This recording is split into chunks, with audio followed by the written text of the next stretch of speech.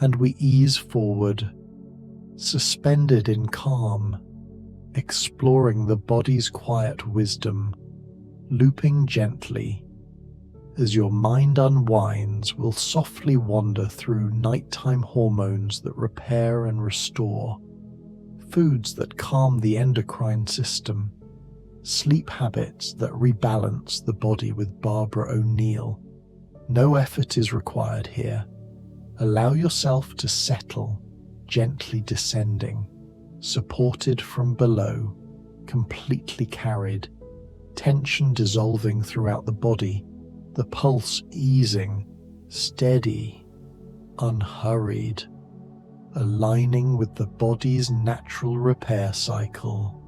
Weight easing from the shoulders, the face loosening, each slow breath guiding you further inward, further still, into stillness, into silence, into rest.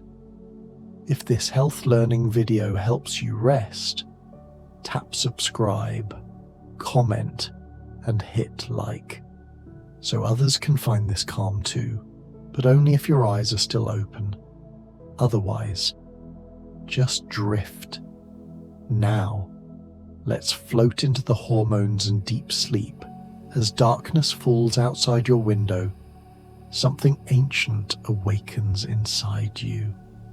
A tiny gland, no larger than a grain of rice, nestled deep between the hemispheres of your brain. The pineal gland, waiting, watching for the light to fade. And when true darkness comes, when the sun slips below the horizon and shadows deepen into night, this pineal gland begins its sacred work, releasing melatonin, molecule by molecule, into your bloodstream, like ink dissolving into water, spreading, softening, dimming the bright urgency of day. Melatonin, the hormone of darkness, the chemical signature of night itself. It doesn't force sleep upon you, but whispers to every cell, telling them it's time to rest, time to repair, time to remember how to heal. Your eyes grow heavy, not from exhaustion, but from this ancient wisdom, this molecular message that darkness brings.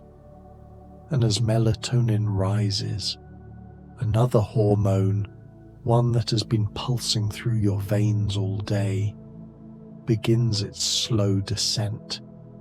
Cortisol, the hormone of wakefulness, of alertness, of doing and striving and responding to the world.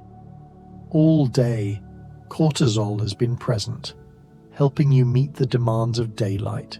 But now, after sunset, as the sky turns from blue to violet to black, cortisol suppression begins, like tide receding from shore, slowly, naturally, inevitably. Your body knows this rhythm, has known it for millions of years, before electric lights, before screens, before the modern world convinced you that night could be conquered. Your cells remember. Darkness means rest. Darkness means cortisol falls away, leaving space for gentler hormones to rise. Feel that softening, that release as cortisol eases its grip. Your shoulders drop a little more. Your jaw unclenches without you even noticing. The constant hum of alertness fading in this quiet space, in this darkened hour. Another transformation begins. Your relationship with sugar, with energy, with fuel, begins to shift. Insulin, that crucial hormone that helps your cells receive glucose, that manages the sweetness in your blood, enters its nighttime rhythm. During sleep, Insulin regulation becomes more refined, more sensitive, more balanced. As long as you haven't eaten recently, as long as your last meal was hours ago, early evening perhaps, your body can focus on this delicate recalibration. The pancreas rests, no longer called upon to surge and spike, to respond to incoming food. Instead, it whispers gentle amounts of insulin, just enough, maintaining that perfect equilibrium while you sleep. Blood sugar stability at night. This is one of the foundations of deep rest. When your blood stays steady, not spiking from late night eating, not crashing from sugar consumed too close to sleep, your nervous system can truly relax, can sink into those healing stages of slumber. This is why the hours between your last bite of food and sleep matter so much. This fasting window, this digestive rest, allows insulin to find its natural rhythm, allows your body to shift from processing external fuel to accessing internal wisdom. Imagine eating dinner as the sun lowers, early evening, a simple meal, whole foods that your great-grandmother would recognize, protein that builds and repairs, vegetables that nourish without burden, perhaps some mineral-rich pumpkin seeds scattered across leafy greens, their magnesium content supporting hundreds of enzymatic reactions, calming the nervous system, preparing muscles for rest. These magnesium-rich foods before bed, they aren't just nutrition, they're communication. They tell your cells, we're safe, we're nourished, we can let go now.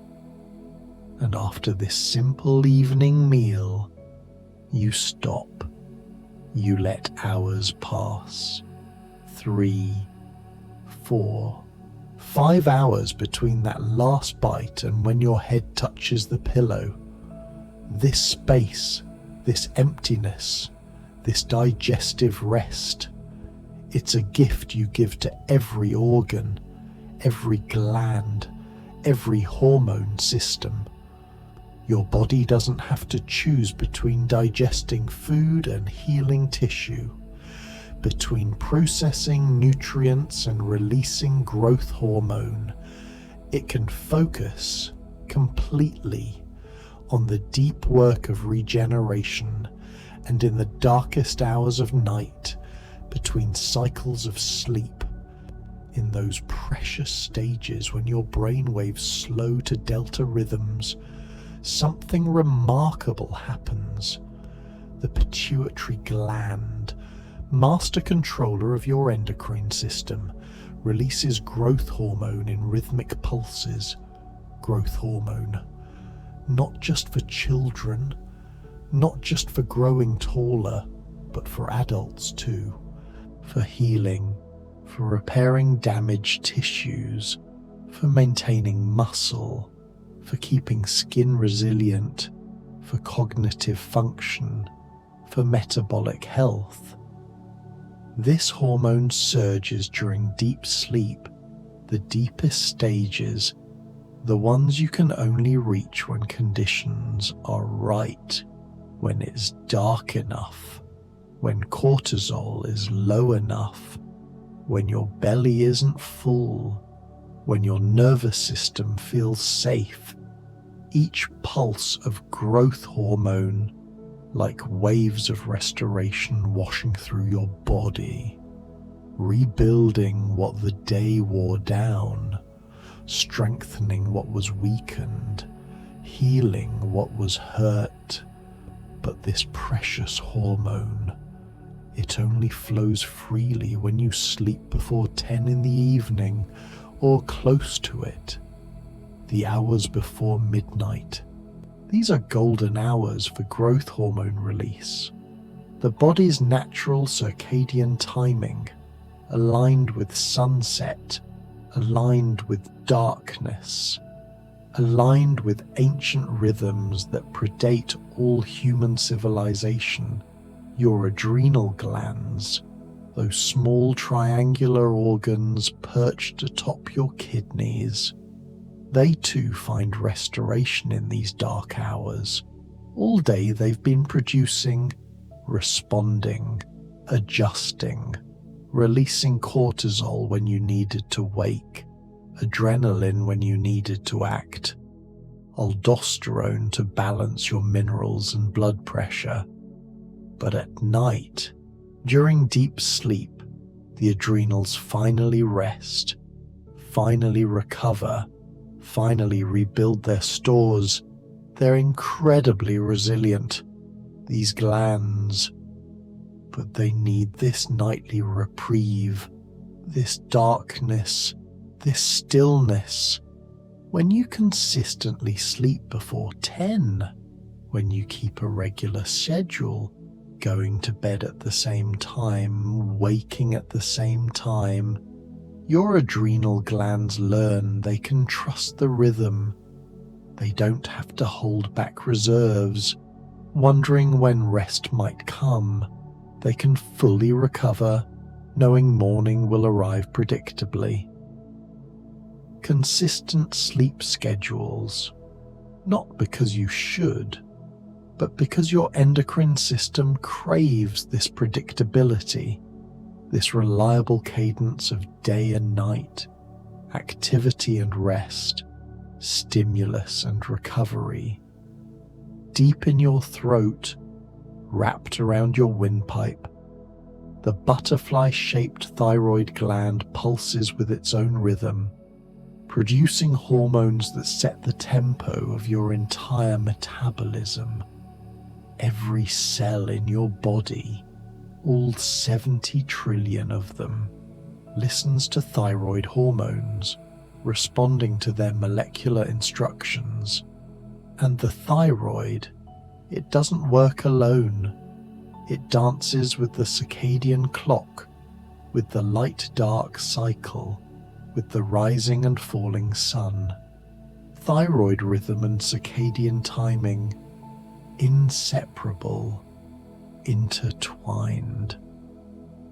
When you expose your eyes to natural light during the day, especially morning sunlight, you're not just helping melatonin production at night, you're also synchronizing thyroid function, telling this master metabolic gland, this is day, this is when we need energy, this is when we burn fuel.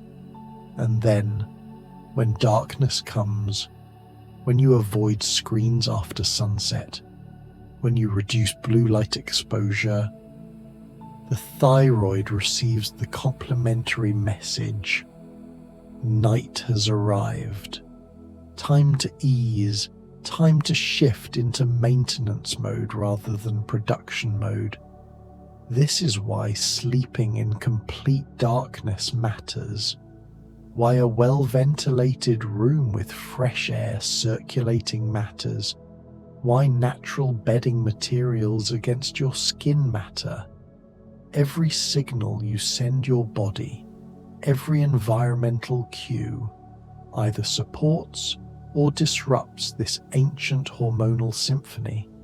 For those with ovaries, another layer of hormonal poetry unfolds each night. Estrogen and progesterone, rising and falling across the monthly cycle, both finding crucial support during sleep. Estrogen balance depends on rest, on the liver having time to process and clear excess hormones, on the body having space to recalibrate receptors.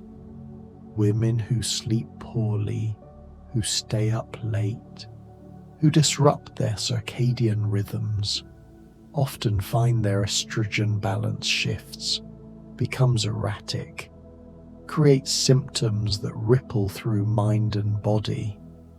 But progesterone, This hormone has a special relationship with sleep.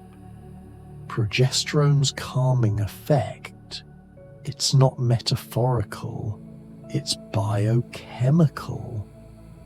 Progesterone metabolites actually bind to the same brain receptors that respond to calming substances, creating a gentle sedating effect, promoting deeper sleep, especially in the second half of the menstrual cycle. This is why rest feels different across the month, why some nights sleep comes easier, why calm arrives more naturally during certain phases. Your hormones are working with you, especially when you work with them, when you honor the need for earlier bedtimes, for darkness, for stillness, and for those with TSTs. Testosterone restoration happens primarily during sleep, especially in those deep stages, those delta wave stages where growth hormone also surges. Young men produce most of their testosterone at night. Older men maintain their levels through nighttime production. When sleep is cut short, when bedtimes drift later and later, when screens glow bright into the night, testosterone production suffers, not immediately, not dramatically, but gradually, persistently, year after year. But the reverse is also true. When sleep improves, when darkness is honored, when rest becomes consistent, testosterone levels often rise, strength returns, energy rebuilds, mood stabilizes, all from simply sleeping well, deeply, completely. Now, let your awareness drift to your belly, that soft space between your ribs and pelvis, where your stomach has spent the day processing food, breaking down, transforming what you ate into what you need. But right now, if you ate early, if hours have passed since dinner, your stomach is quiet, empty, resting. And this emptiness, this space, it's not deprivation, it's liberation. Avoiding late night eating, this simple practice, it cascades into everything. When your stomach is empty at night, when you're not asking your digestive system to work while you sleep, several miracles can occur simultaneously. Your liver, that remarkable organ beneath your right rib cage, it can shift fully into detoxification mode, processing the day's accumulated burdens, clearing metabolic waste, breaking down old hormones, packaging toxins for elimination. This liver detoxification during sleep, it's one of your body's most crucial maintenance processes, and your gallbladder, tucked beneath the liver, storing concentrated bile, it follows its own nocturnal rhythm, releasing bile in gentle waves, helping clear what needs clearing, supporting fat digestion for tomorrow, maintaining the flow of elimination. The gallbladder rhythm at night, it's most efficient when you're not asking it to process dinner at midnight, when you've given it hours of fasting, hours of space. Picture yourself now, having eaten that early dinner, whole foods, nothing processed, nothing that confuses your ancient metabolic pathways, maybe some pastured animal fats, butter melted over steamed vegetables. These fats, they're not the enemy, they're the building blocks. Animal fats for hormone production. This is biochemistry, not opinion. Cholesterol, that misunderstood molecule, it's the precursor to almost every hormone in your body. Cortisol, estrogen, testosterone, progesterone, vitamin D, all made from cholesterol, all requiring adequate fat intake. When you avoid healthy fats, when you fear butter, when you choose seed oils instead, oils that oxidize easily, that create inflammation, you're starving your endocrine system of its raw materials.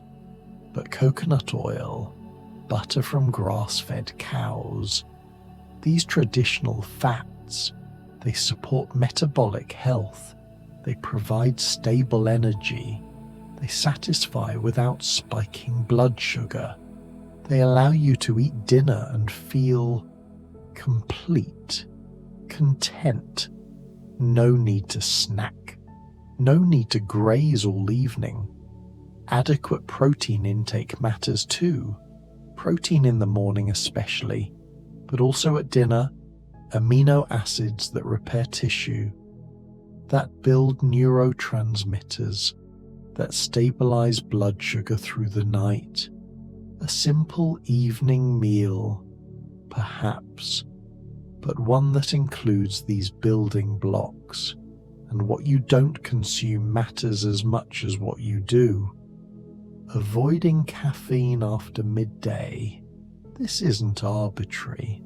Caffeine has a half-life of 5 to 6 hours, meaning if you drink coffee at 3 in the afternoon, half of that caffeine is still circulating in your bloodstream at 9 in the evening, still blocking adenosine receptors, still preventing that natural accumulation of sleepiness.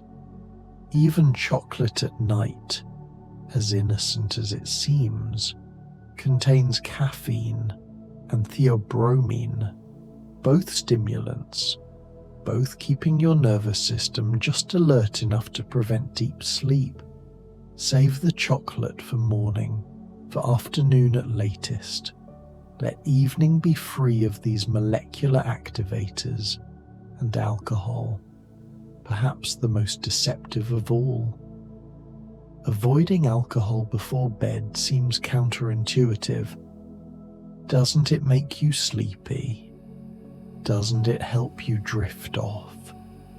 Yes, initially.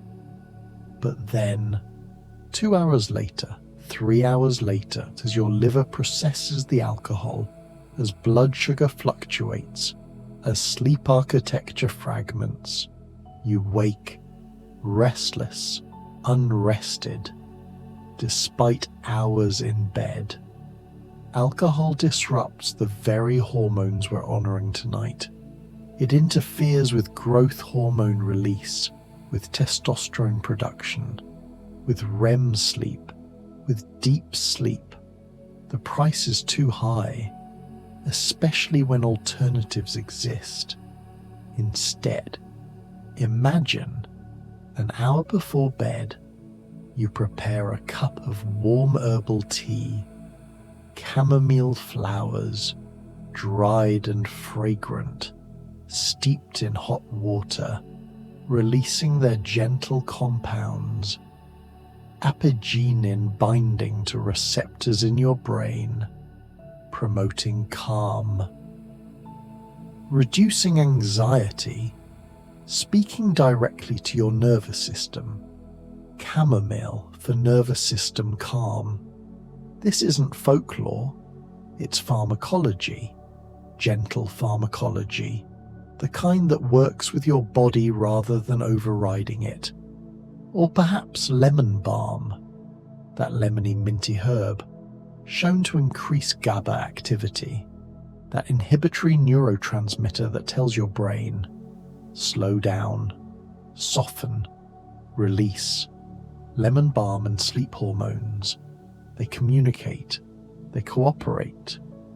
The herb doesn't force, it facilitates, it removes obstacles, it allows your own melatonin, your own natural sleep chemistry to rise unimpeded. Some traditions speak of valerian root, earthy and pungent, used for centuries to ease the transition into sleep.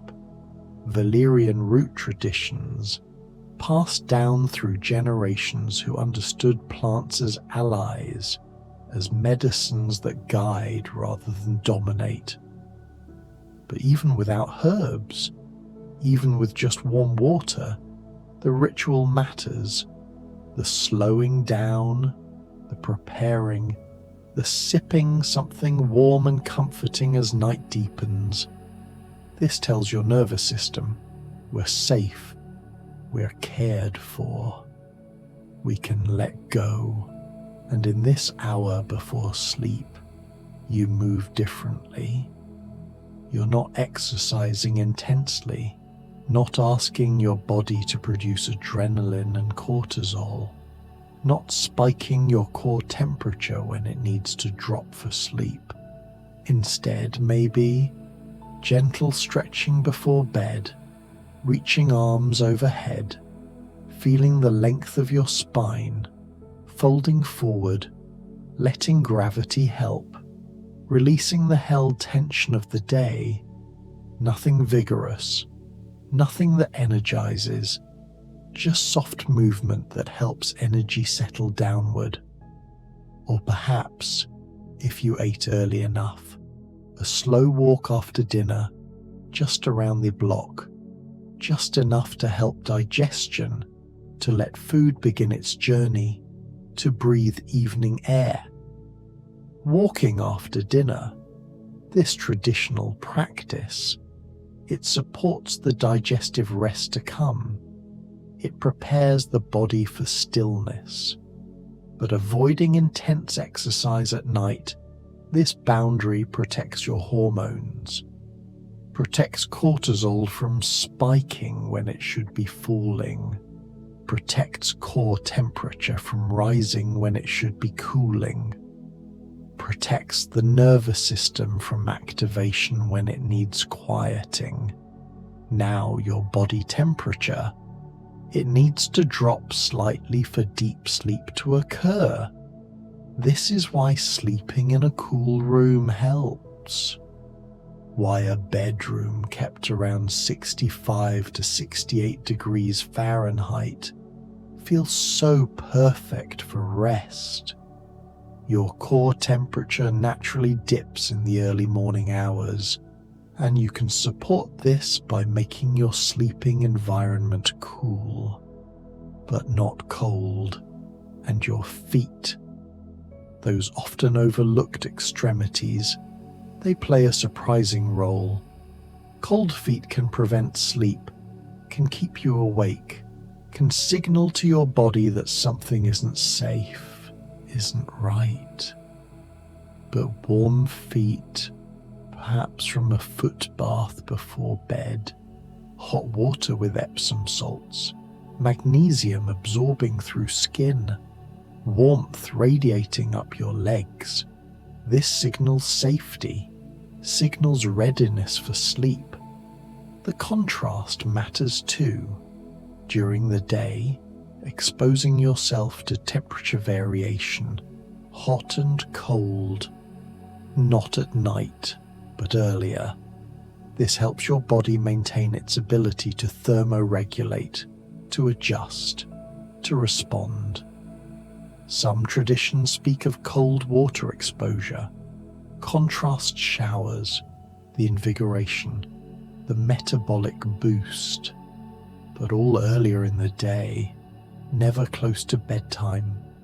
Barefoot grounding during the day, this practice of touching earth with bare skin, of walking on grass or soil or sand, it helps too, in ways science is only beginning to measure.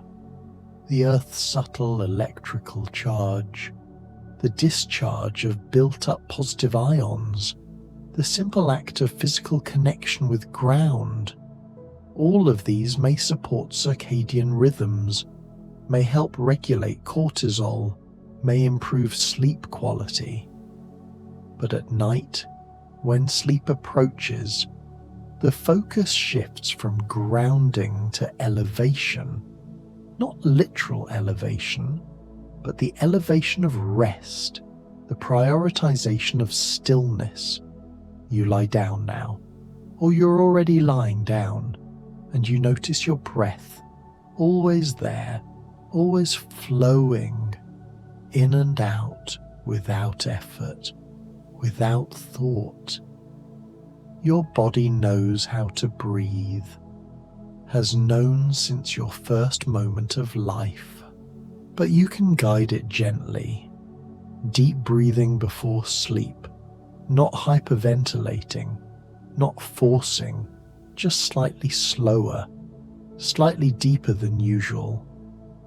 Inhaling through your nose, exhaling through your nose, nasal breathing at night. This keeps tissues hydrated, filters air, warms it, optimizes oxygen and carbon dioxide exchange. And when you breathe deeply, when you lengthen the exhale, you're directly stimulating your vagus nerve, that wandering nerve that connects brain to heart, to gut to organs. When vagus nerve is stimulated, parasympathetic nervous system activates. The rest and digest state, the healing state, the state where hormones can rebalance. Some people find sleeping on the right side helps, allows the liver, which sits on the right, to rest in a position that supports its detoxification work, allows the stomach, which curves to the left, to empty more easily. But this is individual, personal. What matters most is that you're comfortable, that no pressure restricts, that you can breathe freely, avoiding tight clothing, especially around the waist. This matters more than most realize. Restrictive clothing can impair circulation, can affect organ function, can send subtle stress signals. Sleep without constriction, in loose, natural fibers, or in nothing at all if that feels right. The room around you, does it support this healing, this hormonal rebalancing? Fresh air, is it circulating? A window cracked open perhaps, even in winter, just slightly, allowing stale air to escape, allowing oxygen-rich air to enter. Well-ventilated sleeping spaces. They're not luxury, they're necessity. And the light, is there any glow from electronics, any standby lights, any street lamps seeping through curtains? Even small amounts of light can suppress melatonin, can signal to the pineal gland. It's not truly dark, not truly night. Sleeping in complete darkness, or with a sleep mask if needed. This allows melatonin to reach its full potential, allows the darkness signaling to complete, and electromagnetic fields, the invisible radiation from phones, from Wi-Fi routers, from electrical devices. Research continues, but many people report sleeping better when they turn off Wi-Fi while sleeping, when they keep phones in another room, when they minimize EMF exposure at night. Perhaps it matters. Perhaps the body is more sensitive than we know to these modern frequencies, these pulses of energy that didn't exist for the vast majority of human evolution. Natural bedding materials, cotton, wool, linen, materials that breathe, that don't trap heat, that don't off-gas synthetic chemicals. These support the body's natural temperature regulation, allow skin to breathe, create fewer barriers between you and rest and your mind as your body settles.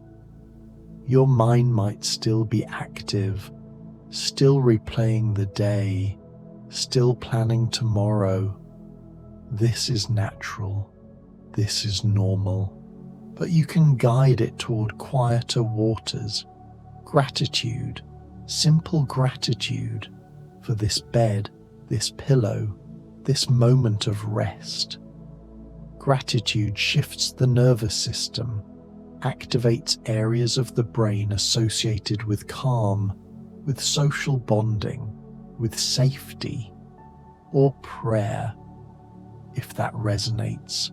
A few words spoken internally, releasing the day, releasing control, acknowledging something larger than yourself. Prayer or meditation before sleep. These practices have been helping humans rest for thousands of years, not because they're mandatory, but because they work, because they help the mind stop striving, stop efforting, stop trying to solve everything, letting go of mental stimulation. This might be the hardest part. We're so trained to fill every moment, to scroll, to read, to consume, to input. But the hour before sleep, can you make it quiet? Can you make it dim? Can you make it slow? Avoiding news at night, absolutely. News is designed to activate, to alarm, to keep you watching. It spikes cortisol, triggers stress response, plants anxious seeds in your subconscious right before sleep. Save news for morning, for midday. Let evening be a sanctuary from the world's urgencies. Instead, reading calming material, poetry perhaps, nature writing, something that soothes rather than stimulates, or gentle music, or silence. Silence before sleep. This is its own kind of meditation, its own kind of healing. Your gut, that long tube running from mouth to anus, it too has a hormonal relationship with sleep. The gut produces serotonin, lots of it, more than your brain does. And serotonin is the precursor to melatonin. A healthy gut supports healthy sleep hormones, regular bowel movements. This seemingly mundane aspect of health, it matters for hormone balance. When digestion moves smoothly, when waste eliminates regularly, old hormones get cleared, toxins get removed. The body doesn't have to reabsorb what it's trying to release. Fiber-rich whole foods, vegetables, fruits, properly prepared grains if you tolerate them. These feed beneficial gut bacteria. These keep things moving. And fermented foods in moderation. Sauerkraut, kimchi, yogurt if you digest dairy. These traditional foods support gut health and hormone signaling. The gut-brain axis, the gut-hormone axis, these aren't separate systems. They're one continuous conversation, one integrated whole. And when you support your gut with real food, with adequate time between meals, with avoiding antibiotics when unnecessary, you're supporting every hormone in your body. Sun exposure earlier today. Did you get it? Morning sunlight especially, hitting your eyes within an hour of waking. This sets your circadian clock. This tells your body, day has begun. Produce cortisol now. Suppress melatonin now. Be alert now. And then later, 12 to 14 hours later, When darkness falls again, your body knows it's time for the opposite. Time for melatonin to rise. Time for cortisol to fall. This morning-evening bookend, morning light and evening darkness, they work together. They create the oscillation, the rhythm, the swing between activity and rest that defines healthy hormonal function. Sun exposure and vitamin D, that's another gift. Vitamin D isn't just for bones, it's crucial for immune function, for hormone production, for mood. The natural immune hormone connection, they're inseparable. When your immune system is strong, your hormones balance more easily. When your hormones are balanced, your immune system functions better, and you don't need to do any of this perfectly. Your body isn't fragile, it's resilient, incredibly resilient. It can handle occasional late nights, occasional stress, occasional deviations from ideal. What matters is the pattern, the general tendency, the majority of nights. Are you mostly honoring darkness, mostly eating early, mostly sleeping before 10 or close to it, mostly avoiding the things that disrupt, mostly including the things that support, trusting the body's design? This is perhaps the deepest wisdom. Your body wants to heal, wants to balance, wants to thrive. It's designed for this, coded for this, has been doing this successfully for millennia. Sometimes the best thing you can do is simply get out of the way, stop disrupting, stop overriding, stop fighting natural rhythms. Just allow, just rest. Rest as a healing tool, not laziness, not weakness, but medicine. Sleep as hormonal medicine, the most powerful, most accessible, most free intervention available. Your liver detoxifies most actively between 1 and 3 in the morning, but only if you're already asleep, only if you went to bed early enough. If you stay up until midnight, if you go to bed at 1, you're missing this crucial window, missing peak detoxification time. The liver needs deep sleep to do its work, needs low cortisol, needs that fasted state, needs darkness. All these factors come together to create the perfect environment for the liver to process, to clear, to eliminate. And bitter foods, consumed earlier in the day, these support liver function. Dandelion greens, arugula, radicchio, these bitter flavors, they stimulate bile production. They prime the liver for its nighttime work. Some people drink dandelion tea in the afternoon, long before bed, supporting liver function without disrupting sleep. Dandelion tea traditions speak of liver cleansing, of supporting the body's natural detoxification pathways.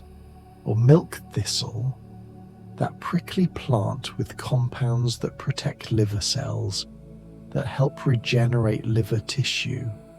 Milk thistle support, whether as tea or supplement, given earlier in the day, this too honors the liver's crucial role in hormonal balance. Because the liver doesn't just detoxify external chemicals, it also breaks down and clears hormones, preventing buildup, preventing excess. Minerals, These often overlooked nutrients, they're cofactors for hundreds of reactions. Your hormones can't function without adequate minerals. Adequate zinc intake, crucial for testosterone, for immune function, for wound healing, found in oysters, in red meat, in pumpkin seeds. Those same seeds we mentioned earlier, multitasking, providing both magnesium and zinc, selenium-rich foods, just a few Brazil nuts, 2 or 3, providing selenium for thyroid hormone production, for antioxidant protection, but only in small amounts. Too much selenium causes problems. The body needs just enough, just the right balance, natural salt balance, not refined white salt, but mineral-rich salt, sea salt, Himalayan salt, providing sodium, yes, but also trace minerals. The minerals that support adrenal function, that help create hormones, that maintain electrical gradients across cell membranes. Hydration earlier in the day matters too. Drinking enough water with a pinch of natural salt throughout the day, but then limiting fluids late at night. This prevents waking to urinate, prevents sleep disruption. You don't want to be perfectly hydrated at 10 p.m. if it means waking at 2 a.m. with a full bladder, and avoiding certain substances becomes easier when you understand what they're doing to your endocrine system.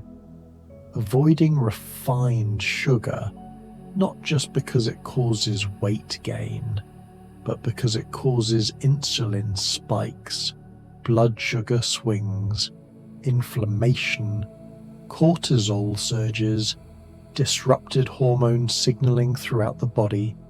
Avoiding seed oils, those highly processed oils, soybean, corn, canola, cottonseed. These oils oxidize easily, create inflammatory compounds, damage cell membranes. And cell membranes are where hormone receptors live, where hormones dock, where signals get received. Damage the membrane, damage the signaling, simple as that. Avoiding endocrine disruptors, those synthetic chemicals that mimic hormones, that confuse your body's signaling. They're in plastics, in synthetic fragrances, in conventional skincare products, in pesticides, using glass instead of plastic containers, especially for food storage, especially for anything heated. Avoiding microwaved plastics. Absolutely. Never heating plastic. Never letting hot food touch plastic. The chemicals leach.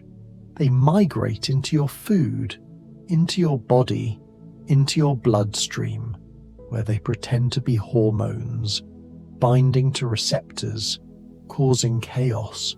Natural skincare products, made from ingredients you recognize, without parabens, without phthalates, without synthetic fragrances. Your skin absorbs what you put on it, absorbs it directly into bloodstream, bypassing the liver's first pass filtering. So what you put on your skin, it matters. It affects your hormones. Avoiding synthetic fragrances in laundry detergent, in air fresheners, in perfumes. These fragrances are almost always phthalates, endocrine disruptors, hormone mimickers. They're in everything, but you can choose products without them, can choose unscented or naturally scented with essential oils. Morning will come, it always does, And when it comes, you'll want to wake consistently. Consistent wake-up times. Just as important as consistent bedtimes. This tells your body the rhythm is reliable. You can trust it. And when you wake, sunlight, get it within 30 minutes, within an hour at most. Go outside, even if cloudy, even if briefly. Natural light exposure during the day resets everything. Morning sunlight for hormonal reset, for cortisol awakening, for shutting off residual melatonin, for setting the timer for tonight's melatonin release. Then a balanced breakfast. Not sugar, not cereal, not pastries. Balanced breakfast for cortisol rhythm.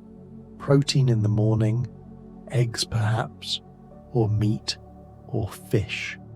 Something that provides amino acids, that stabilizes blood sugar, that prevents the mid-morning crash that leads to coffee, that leads to more sugar, that leads to the blood sugar roller coaster that disrupts hormones all day long. Avoiding sugar spikes early. This sets the tone. Stable energy throughout the day comes from stable blood sugar, from adequate protein, from healthy fats, from avoiding the refined foods that create the chaos your hormones then have to manage. And rest days, they matter too. Avoiding chronic busyness, the constant doing, the never stopping. Your hormones need rhythm, need oscillation, need periods of intensity followed by periods of ease. Rest days for hormonal balance. Days when you do less, move gently, don't push, don't strive. These aren't wasted days, they're integration days, recovery days, the days when adaptation happens, when your body catches up to all you've asked of it. Simplicity in lifestyle. This might be the most radical act in our complex modern world. Choosing less, choosing slower, choosing quieter, letting go of the endless optimization, the constant improvement, the relentless pursuit of more and better and different. Sometimes the best thing for your hormones is simply to stop trying so hard, to trust natural healing cycles, to trust that your body knows what it's doing, to get out of the way and let rest work its quiet magic. Listening to the body's rhythms, this is an art, a practice, a returning. You had it once, as a child, before schedules and obligations and shoulds overrode your innate wisdom. That wisdom is still there, underneath, waiting for you to listen again. When you're tired, rest. When you're hungry, eat real food.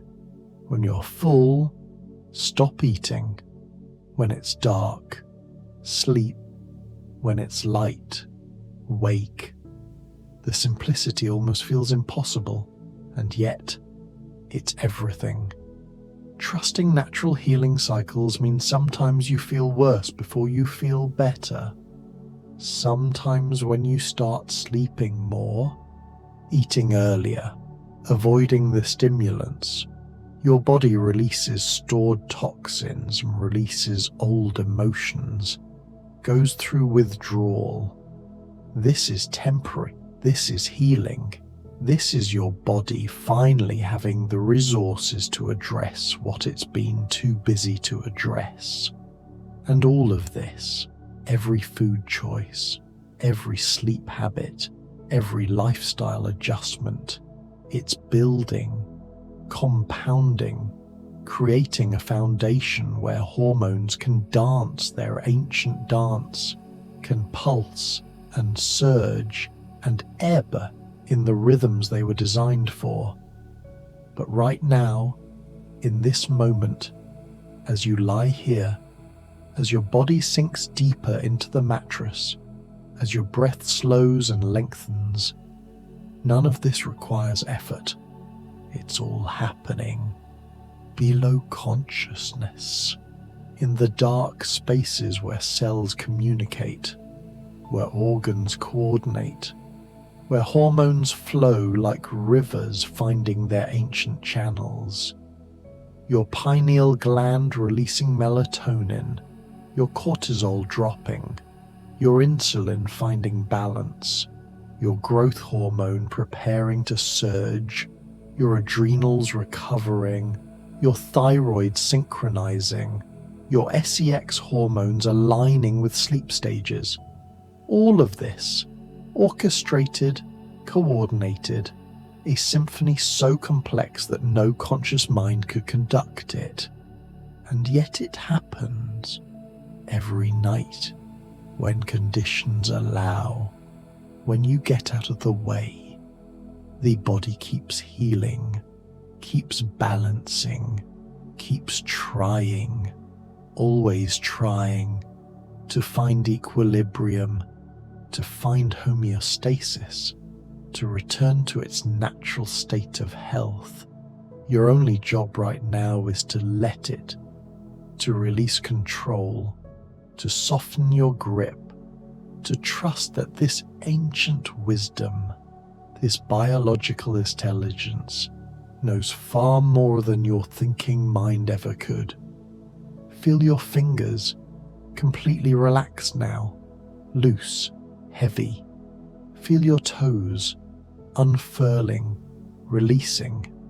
Feel your spine lengthening slightly with each exhale, settling deeper into support.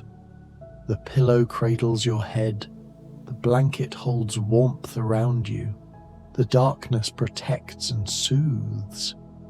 The silence invites you deeper, deeper still, into layers of rest you may have forgotten existed.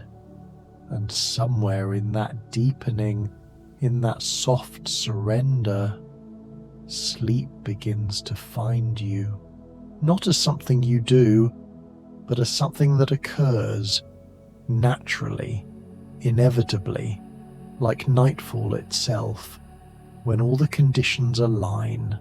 Your breathing thump, slower now, thump, barely noticeable, thump, as consciousness begins its nightly migration, away from waking awareness, down into dream, down into deep sleep, down into the healing darkness where hormones complete their sacred work. Nothing to do, nothing to fix, nothing to achieve, just this breath, this darkness, this rest, this trust, this allowing. The hormones keep working, keep flowing, keep finding their way through darkness, through stillness, through the surrender you're offering them now. Think of your endocrine system as an orchestra, each gland an instrument, each hormone a note, and sleep. Sleep is the conductor, the one who brings coherence to what could otherwise be chaos. When the conductor is absent, when sleep is disrupted or delayed or shortened, the instruments still play, but they drift out of sync. They lose the rhythm, the harmony, the beauty of coordinated sound. But when sleep comes fully, deeply, in darkness and quiet and stillness, the conductor lifts the baton, and suddenly every instrument knows when to enter, when to swell, when to soften, when to rest. Your body is playing this symphony right now, has been all day, but now in these night hours, the most intricate movements begin. The crescendos of growth hormone, the gentle diminuendos of cortisol, the sustained notes of melatonin, all woven together in patterns more complex than any human composer could write. And you might think, with all this complexity, with all these systems and hormones and rhythms, that optimal health requires perfect precision, requires measuring and tracking and controlling every variable. But no, the opposite is true. The body craves simplicity, thrives on simplicity. It wants whole foods, wants regular rhythms, wants darkness at night and light during day, wants movement and rest, wants connection and solitude. These aren't complicated. These are ancient, primal, coded into your DNA from ancestors who lived these patterns naturally, inevitably, without thought. Whole foods and hormonal harmony. This phrase captures something essential. When you eat food that looks like food, that your great-great-grandmother would recognize, your body knows what to do with it, knows how to break it down, how to use it, how to signal satisfaction, how to produce the right hormones in the right amounts. But when you eat substances engineered in laboratories, combinations of chemicals that never existed in nature, your body becomes confused. The signaling goes awry. Leptin and ghrelin, those hunger hormones, they stop communicating clearly. You eat but don't feel satisfied. You're full but still hungry. The hormonal conversation becomes static and noise. Return to simplicity. This is the path. Not as deprivation, not as restriction, but as liberation. Freedom from the confusion of processed foods, from the overstimulation of artificial flavors, from the addiction cycles of sugar and refined carbohydrates. Your dinner tonight, or last night, or tomorrow night, picture it simple.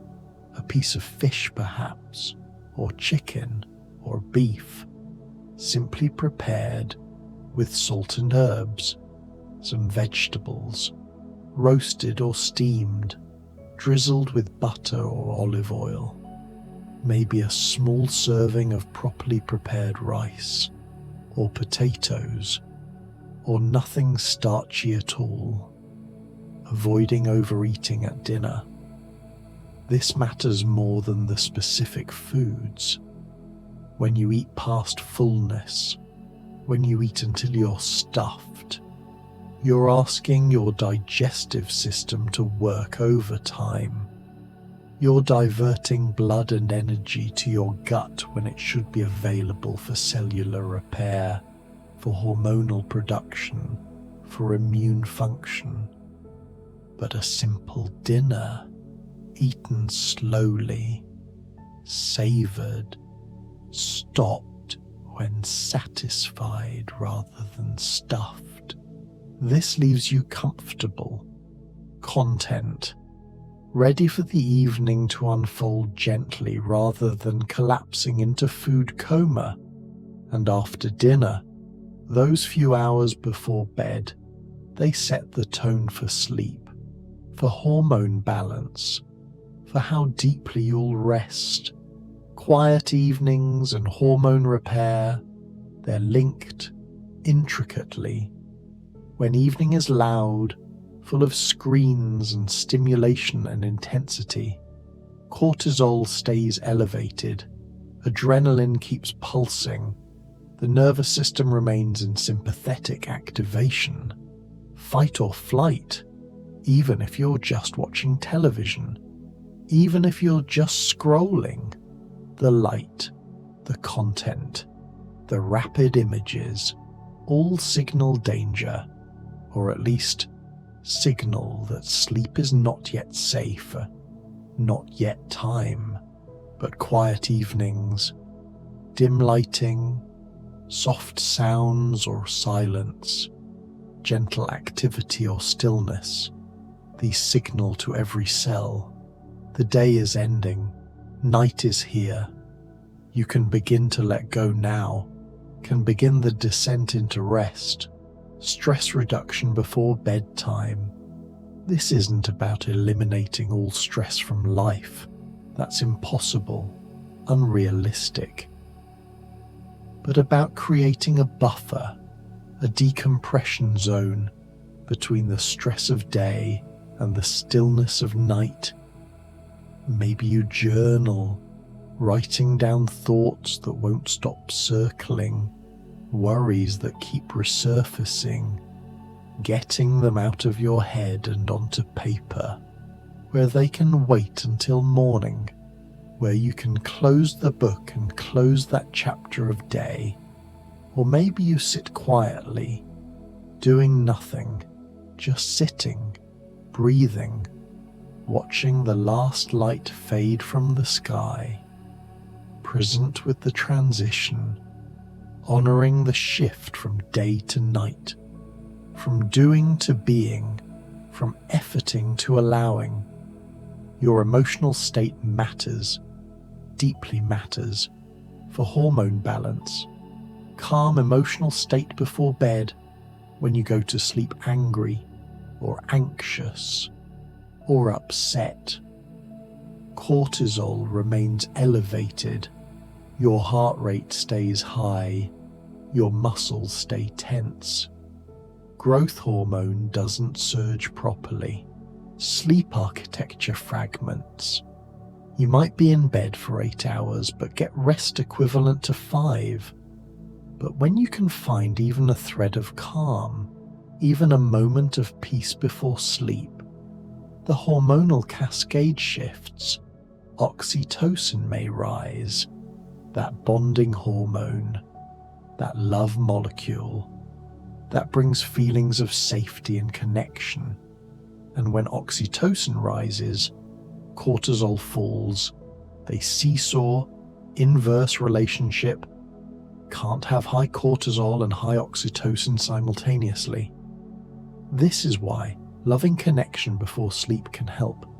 Holding someone you love, being held, gentle touch, kind words, even petting an animal, stroking soft fur.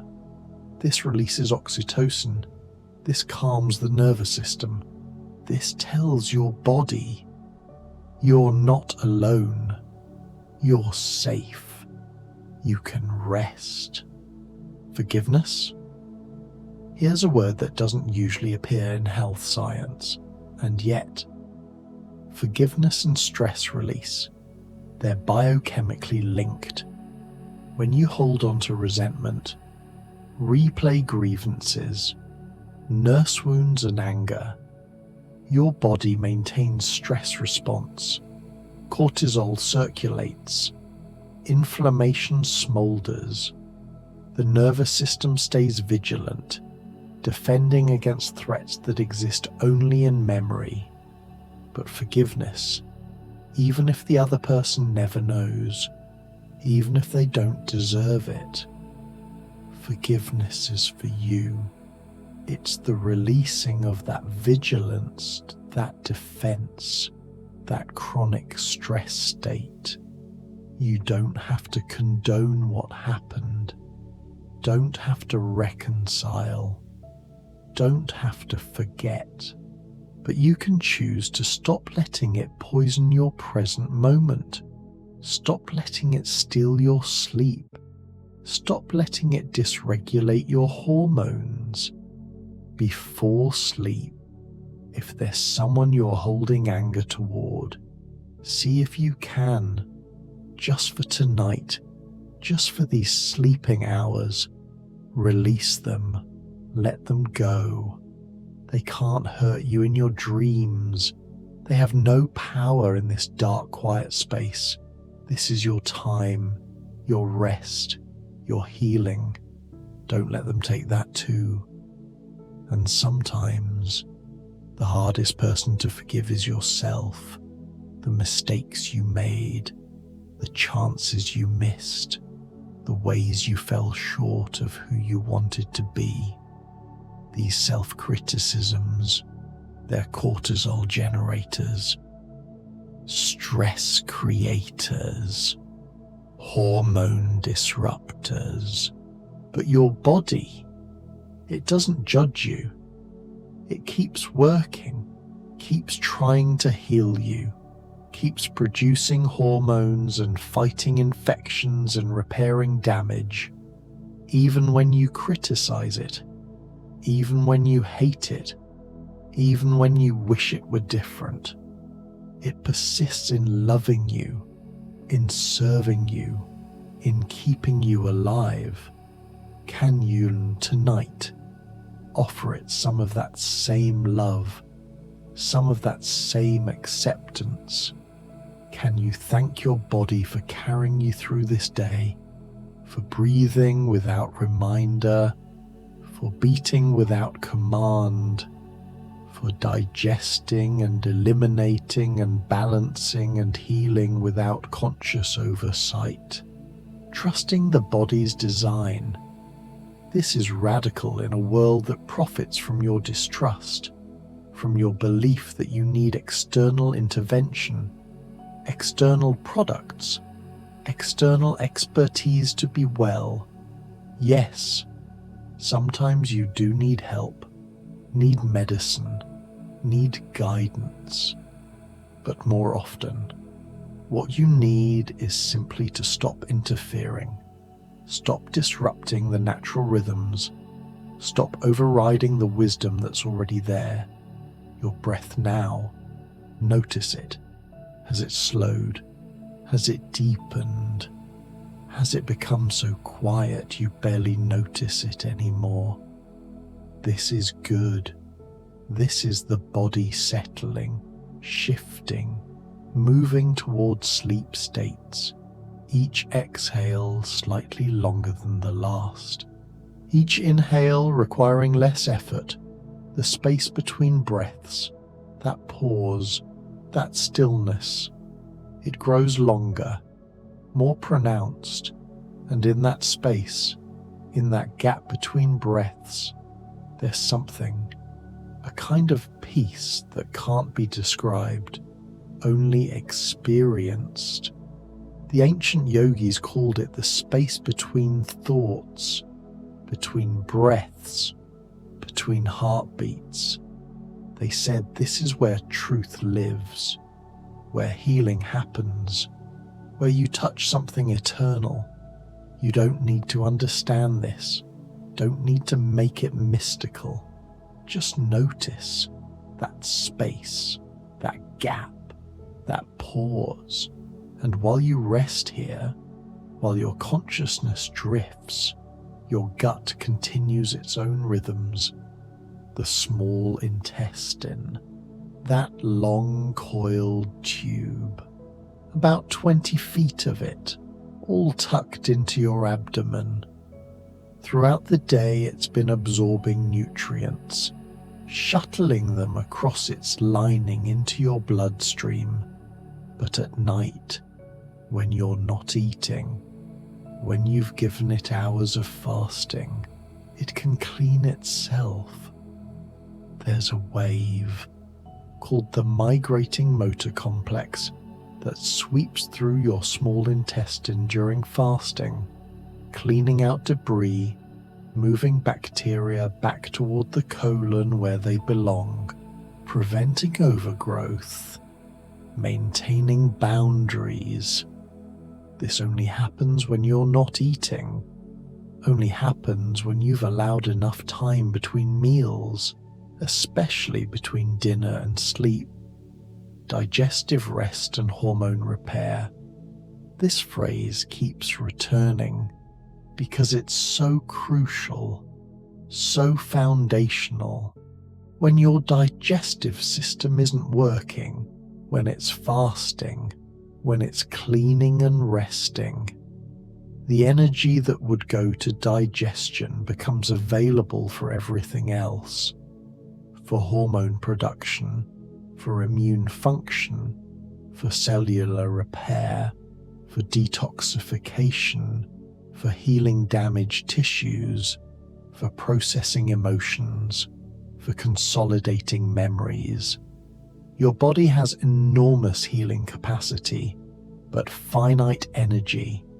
It has to allocate that energy, prioritize, and when you're constantly eating, constantly digesting, that becomes the priority. Everything else waits, gets postponed, gets partially completed.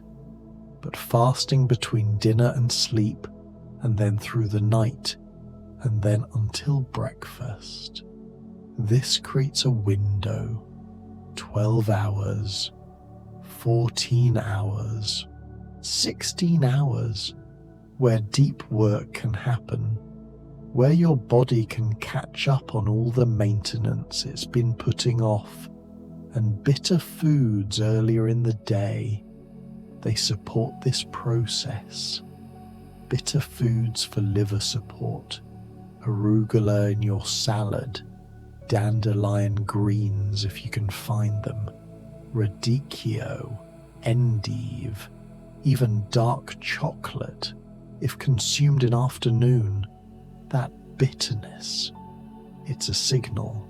It tells your liver to produce bile, tells your gallbladder to contract and release, stimulates digestive secretions, prepares your system for this work of processing fats, of eliminating toxins.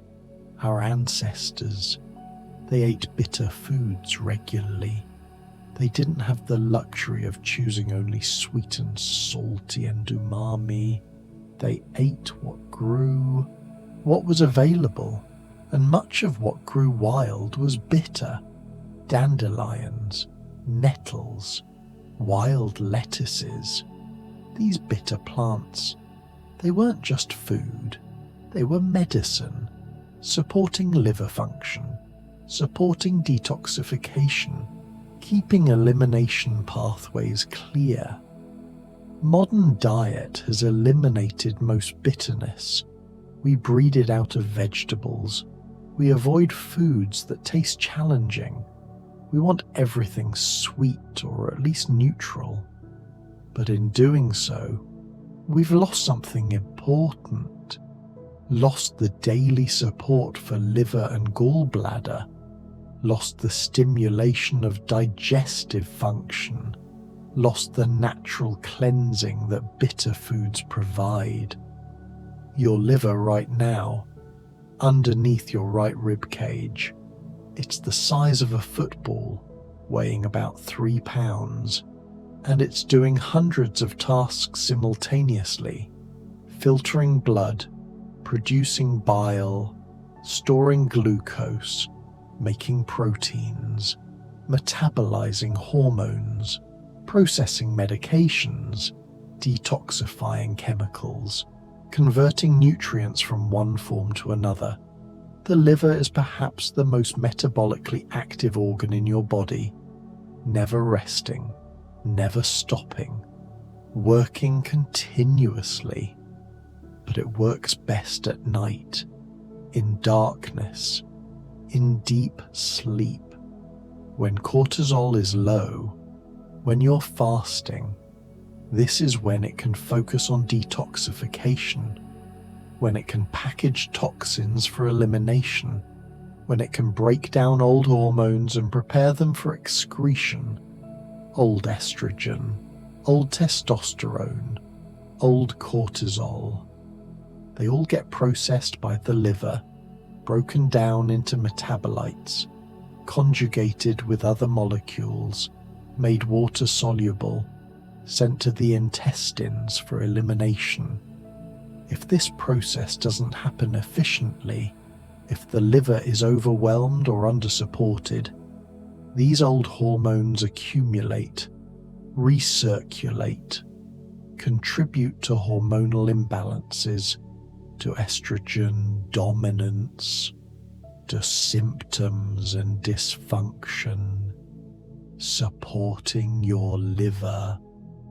It's one of the most important things you can do for hormone health, and you support it through eating early, fasting overnight, avoiding alcohol, avoiding processed foods, getting adequate protein and healthy fats, including bitter foods, staying hydrated, sleeping deeply, reducing toxic exposures, all the things we've been talking about. They all support the liver because the liver is central. It's the great processor, the great transformer, the organ that stands between what you consume and what becomes part of you. Feel your liver now. Can you sense it? That area under your right ribs. Bring your awareness there, not with force, just with gentle attention.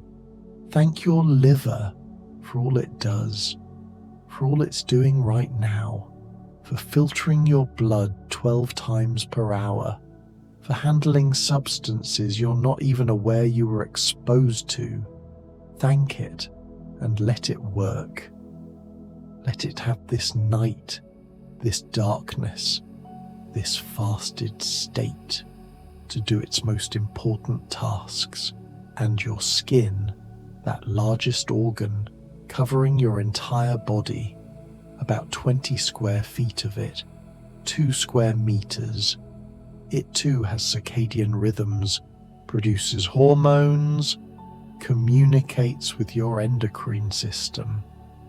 At night, skin cells divide and repair most actively. Collagen production increases. Cellular regeneration peaks. This is why they call it beauty sleep. It's not metaphor, it's biology. Skin literally heals and rebuilds during sleep, especially during deep sleep stages, especially when growth hormone is surging.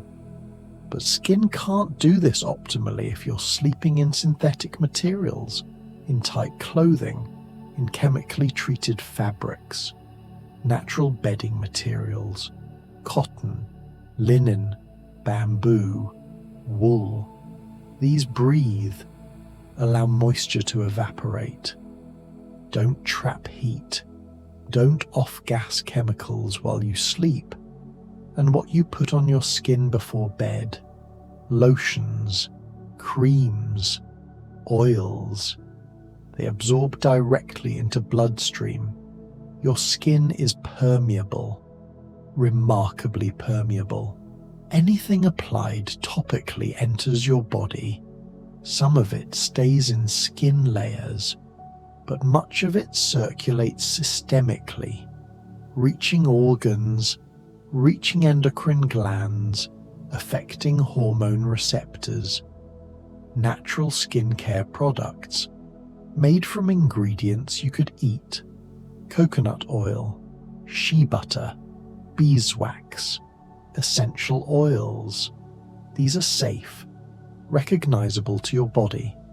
They don't contain phthalates, parabens, synthetic fragrances, petrochemicals, endocrine disruptors. If you wouldn't eat it, maybe don't put it on your skin. That's a simple rule. Not perfect, not absolute, but useful. Your skin is an organ of absorption, of entry. Treat it as carefully as you treat your mouth. Sleeping without tight clothing. We mentioned this briefly, but it deserves emphasis. Elastic waistbands, tight underwear, restrictive pajamas, they impair circulation, can affect organ function, can create subtle stress signals even while you sleep. Your body needs to be completely at ease, completely unrestricted to enter the deepest sleep stages. Any pressure, any binding, keep some level of awareness, some vigilance, some tension, even if unconscious. Sleep naked if you can. If temperature allows, if circumstances permit, or in the loosest possible natural fiber clothing. Let your body sprawl, spread out, take up space, your circulation unrestricted, your organs uncompressed, your skin able to breathe fully, and avoiding pressure around the waist specifically. This affects digestive organs, affects breathing, affects the vagus nerve that runs through your diaphragm. Any constriction here impacts the parasympathetic nervous system, impacts your ability to stay in rest and digest mode, impacts hormone production and sleep quality. Temperature fluctuations through the night. They're normal, natural. Your body temperature drops in the early morning hours, lowest around 4 or 5 a.m., then begins rising toward waking. This temperature curve is part of circadian rhythm, part of hormonal signaling. Sleeping in a cool room supports this natural drop, allows your core temperature to decrease as it needs to. But if you get too cold, if you wake shivering, that disrupts sleep, spikes cortisol, activates stress response. So you want cool, but not cold, and you want the ability to adjust with blankets that can be added or removed, layers that can be modified through the night. Some people sleep hot, some sleep cold.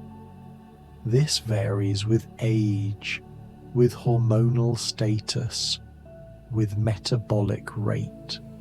Women going through menopause may experience night sweats, hot flashes that disrupt sleep. These are hormonal, driven by fluctuating estrogen. They need specific support, but the principles remain. Keep the room cool, use breathable materials, allow air circulation, support liver function so it can process these hormonal transitions more smoothly, and napping.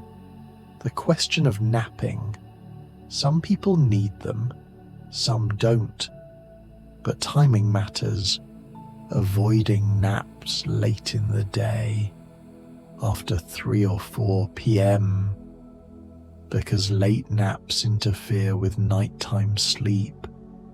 They reduce sleep pressure, that adenosine accumulation that builds throughout the day, that makes you sleepy by bedtime. If you must nap, keep it short, 20 minutes, 30 at most. Early afternoon, 1 or 2 p.m., just enough to refresh, not so long that you enter deep sleep cycles, not so late that you're not tired by bedtime, but better than napping might be. Going to bed earlier, getting more nighttime sleep, the restorative sleep, the hormonally aligned sleep. Naps can help, but they're not equivalent to nighttime rest. The hormonal cascade at night, melatonin production, growth hormone release, the circadian timing. None of this happens the same way during daytime naps. If you're relying on naps daily, if you can't function without them, that might be a signal. Your nighttime sleep isn't sufficient. Your sleep debt is accumulating. You need more darkness hours, more rest, more time in bed at night, Listen to your body. It will tell you what it needs. Listening to the body's rhythms. This is a skill, a practice, something we've largely lost in modern life. We override tiredness with caffeine, override hunger with distraction, override pain with medication, override natural rhythms with artificial schedules. But your body is wise, incredibly wise. It knows when to sleep and when to wake, when to eat and when to fast, when to move and when to rest, when to engage and when to withdraw. All this wisdom, still there, still functioning, still trying to guide you. If you'll listen, tiredness isn't the enemy. It's communication. It's your body saying, we need rest, we need repair, we need to stop doing and start being. Honor that, respect that, even when it's inconvenient, even when there's more to do, even when you wish you had more energy. Your energy levels, their information, stable energy throughout the day. That's the goal. Not manufactured energy from stimulants, not forced energy from sugar, but steady, reliable, baseline energy that comes from being well rested, well nourished, hormonally balanced. And when energy dips, that's information too. Mid-afternoon slump might mean you need more protein at lunch, or you ate too many carbohydrates, or you're not sleeping deeply enough at night. Morning fatigue might mean cortisol, awakening response is blunted, might mean you need morning sunlight, might mean you're going to bed too late. Pay attention.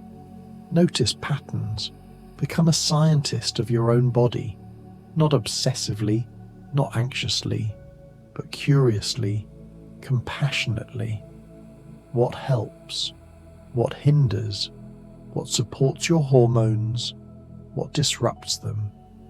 The body's design, it's elegant, efficient.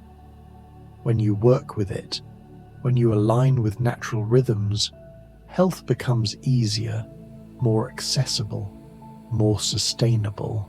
You're not fighting yourself, not forcing, not struggling against your own biology.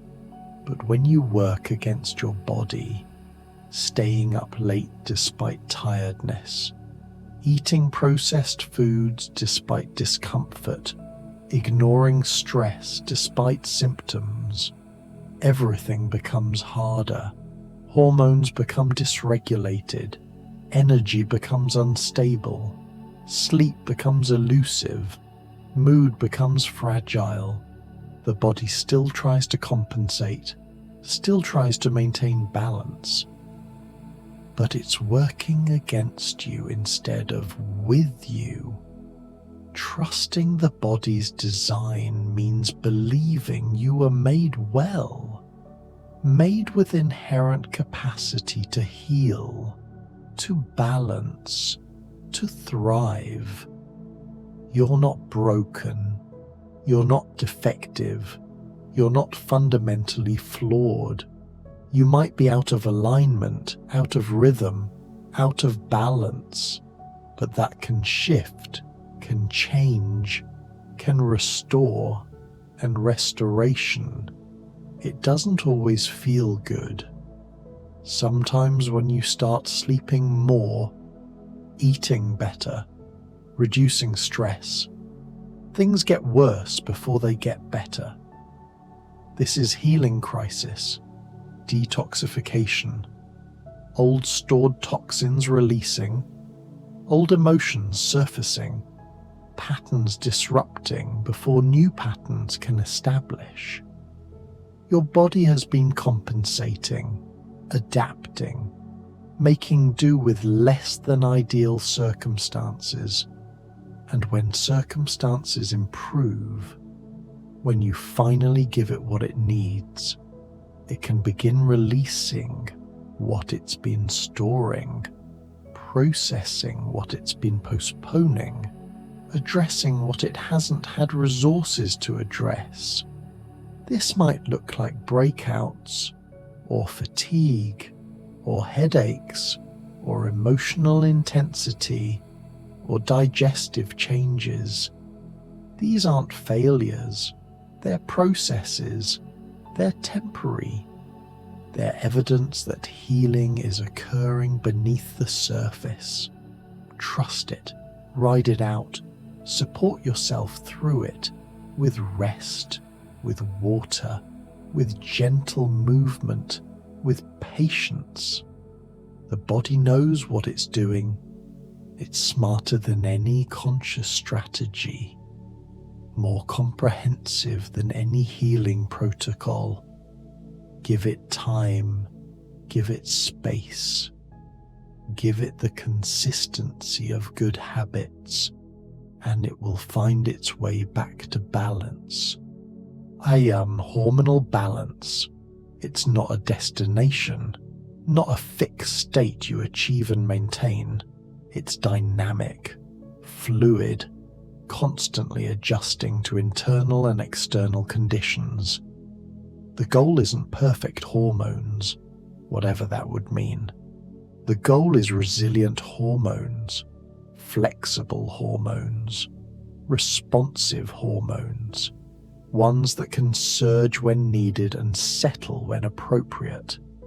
This resilience comes from rhythm, from consistency in sleep-wake cycles, from regular meal timing, from predictable movement patterns, from reliable stress management.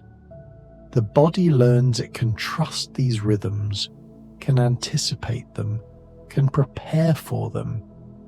And in that trust, in that predictability, hormones find their natural oscillations more easily. But perfect adherence isn't required, isn't realistic, isn't sustainable. Life happens, travel disrupts, illness interrupts, special occasions warrant exceptions. The body can handle variations, can adapt, can compensate, as long as the general pattern supports health. As long as most nights you sleep well, most meals are nourishing, most days include movement and rest, and when you do deviate, when you stay up late or eat poorly or miss exercise or feel stressed, forgive yourself, quickly, completely. The stress of guilt, of self-criticism, of feeling like you've failed, that does more hormonal damage than the deviation itself. Cortisol from shame, from perfectionism, from harsh self-judgment, that disrupts more than one late night or one processed meal ever could. Come back to center, come back to basics, come back to the simple practices that support your body. No drama, no punishment, no overcorrection. Just return, consistently, gently, persistently. This is the practice, not perfection, but return. Not flawlessness, but faithfulness. Not rigid control, but responsive adjustment. Again and again, coming back to what serves you, what nourishes you, what allows your hormones to dance their intricate dance. Your breathing now, is it almost imperceptible? Are you hovering in that liminal space between waking and sleeping, where thoughts dissolve into images, where logic loosens into dream, where time becomes fluid and non-linear? This is the threshold, the doorway, the space between worlds. You're safe here, held here, supported here. Nothing can harm you in this soft darkness, in this quiet depth, in this gentle dissolution of day consciousness. The hormones are working, have been working, will continue working. Melatonin saturating your system, telling every cell it's time for night processes. Cortisol at its lowest ebb, freeing you from vigilance, from alertness, from the need to respond. Growth hormone preparing to surge in the next sleep cycle, ready to repair and rebuild and restore. You don't need to think about any of this. Don't need to monitor or check or verify. It's happening automatically, autonomically, below consciousness, in the brilliant orchestration of your autonomic nervous system, in the wisdom of your endocrine system, in the intelligence of cells that have been doing this successfully for billions of years of evolution. Your only task, your only role, is to allow, to release, to surrender into the support that's already here, the mattress beneath you, the pillow cradling your head, the blanket holding warmth, the darkness protecting and concealing, the silence inviting you deeper, deeper still. Let the day go. Let the thoughts go. Let the identity go. Let even the sense of being someone who's trying to fall asleep, let that go too. Just be, just breathe, just exist. In this moment, this breath, this softness, this surrender, nothing to do, nothing to become, nothing to achieve. Just this gentle floating, this quiet drifting, this slow descent into the healing darkness where your body knows exactly what to do and does it perfectly, completely, without any help from your conscious mind. The body keeps healing, keeps restoring, keeps seeking balance, and you keep softening, releasing, dissolving into sleep, into dreams, into the restorative darkness that births each new day, each exhale taking you deeper, each heartbeat steady and slow, each moment closer to that complete surrender where sleep finally, gently, inevitably arrives. And in this space of surrender, this place of letting go, your body continues its ancient work, continues the processes that have kept humans alive, kept them healthy, kept them resilient for hundreds of thousands of years. Morning sunlight. We spoke of it earlier, but let's return there now. In your mind, picture tomorrow morning when light begins to filter through your window, when dawn breaks soft and gradual. This light, this natural illumination, it's not just beautiful, it's medicinal, it's hormonal information. Morning sunlight for hormonal reset within the first hour of waking, ideally within 30 minutes. Step outside, even for 5 minutes, even if it's cloudy. The photons entering your eyes, hitting specialized cells in your retina. These cells send signals directly to your master clock, the suprachiasmatic nucleus, tiny cluster of cells in your hypothalamus, the timekeeper, the conductor of all circadian rhythms. And this light signal, it does several things simultaneously. It shuts off any residual melatonin, clearing the sleepiness from your system. It triggers cortisol awakening response, that natural surge of cortisol that should happen upon waking, giving you energy, alertness, readiness for the day. And it sets a timer, approximately 14 to 16 hours, for when melatonin production will begin again tonight. This is how the rhythm sustains itself. This is how your body knows when to be awake and when to sleep. Light in morning, darkness at night. The oscillation, the pulse, the tide of hormones rising and falling with the sun. Without morning light, the system drifts, loses anchoring. Melatonin lingers too long. Cortisol rises sluggishly or erratically.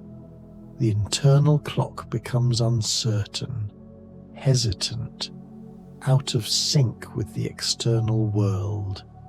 And by evening, you might not feel tired at the right time, might not produce melatonin when darkness falls, might lie awake while your body searches for a rhythm it can't find.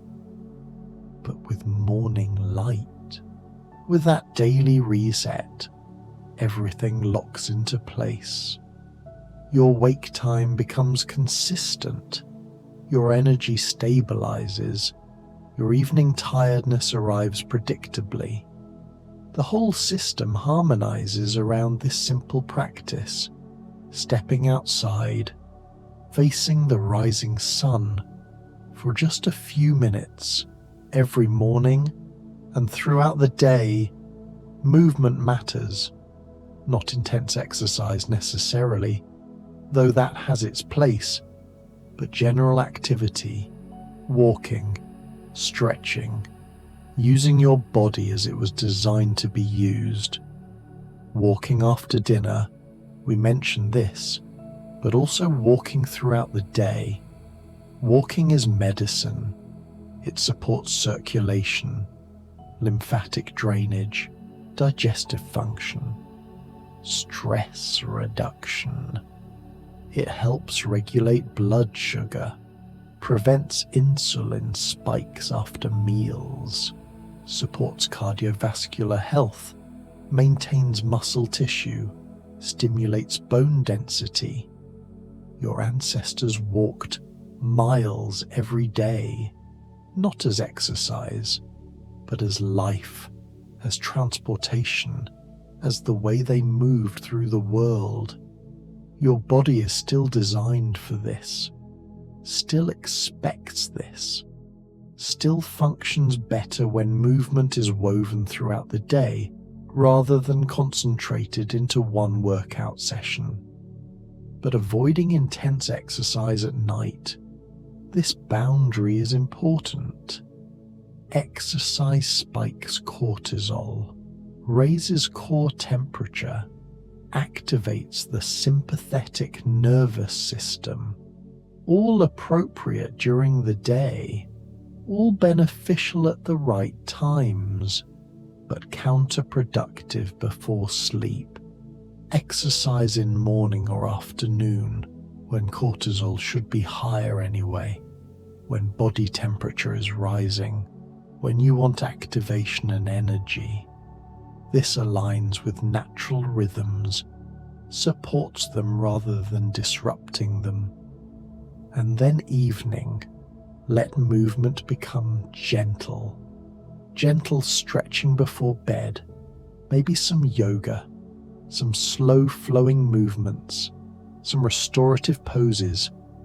Nothing that elevates heart rate, nothing that generates heat, just soft unwinding of tension, soft release of what the body has held all day, or simply stillness, sitting, lying down, allowing gravity to do its work, allowing muscles to soften without any active stretching at all.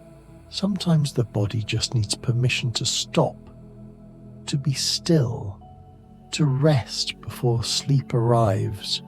Your feet. Let's come back to them. These foundations you walk on all day, these extremities so far from your heart, so easily forgotten and yet so crucial for sleep. Cold feet and sleep disruption. This is real. This is physiological.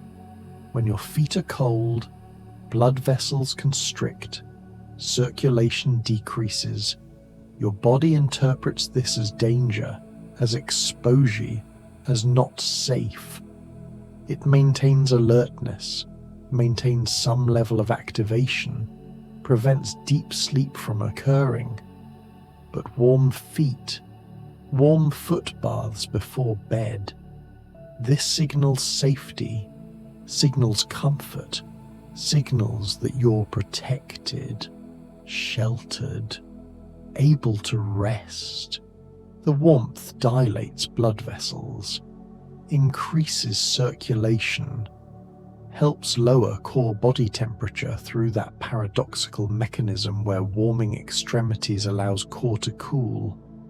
A simple ritual, a basin of warm water, maybe Epsom salts dissolving, magnesium absorbing through the soles of your feet, sitting for 10 minutes, 15, feeling the warmth radiate upward, feeling tension dissolve, feeling readiness for sleep settle into your bones, or warm socks if foot baths aren't practical.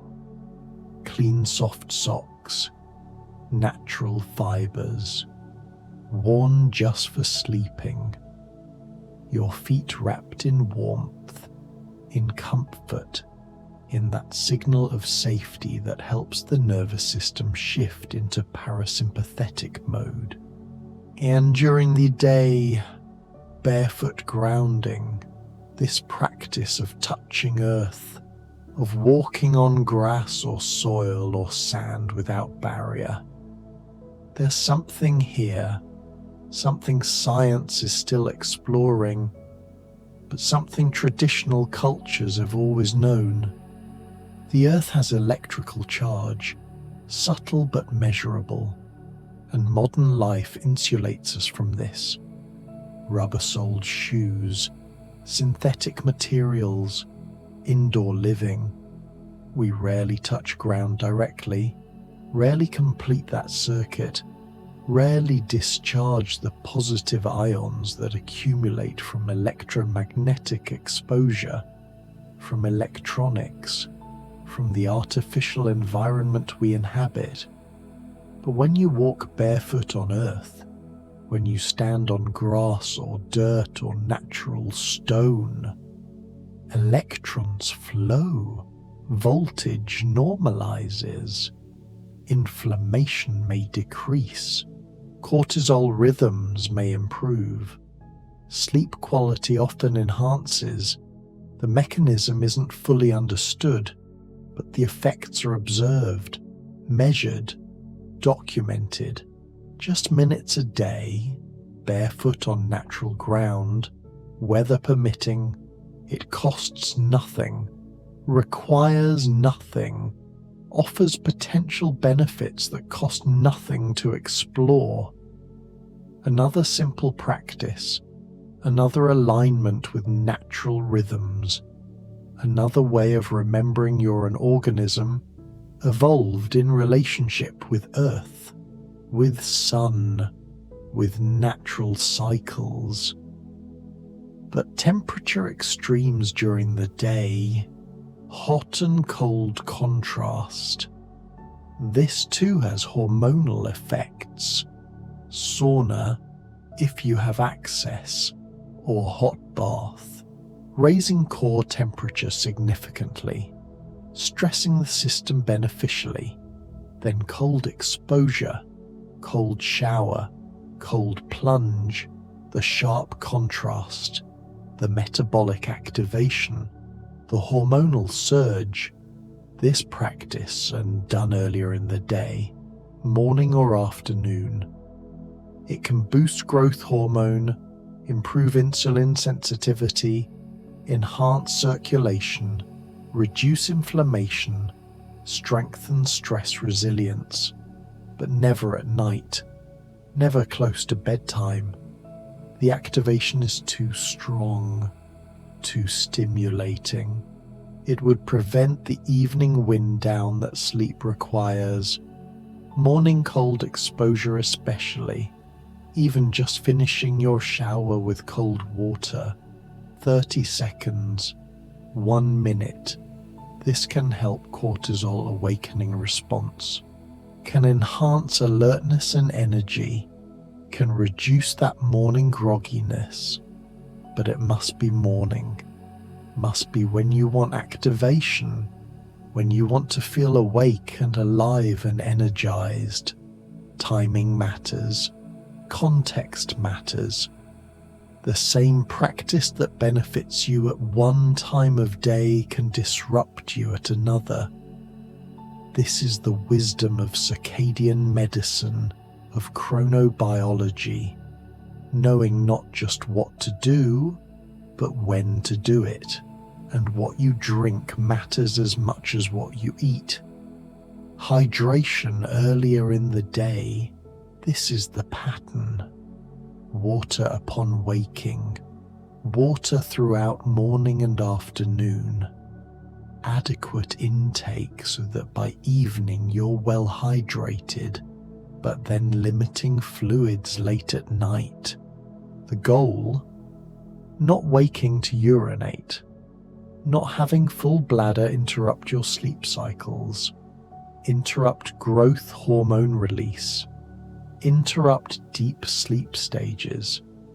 Most people need to stop drinking, or drink only sips, 2 to 3 hours before bed. This prevents the middle of night bathroom trips that fragment sleep, that reduce sleep quality even if you fall back asleep quickly. And the water you drink, pure water, filtered if possible, free of chlorine and fluoride and contaminants that burden the liver and endocrine system. Water with a pinch of natural salt, sea salt or Himalayan, providing minerals, providing the electrolytes that support cellular hydration, that support adrenal function, that help water actually get into cells rather than passing straight through.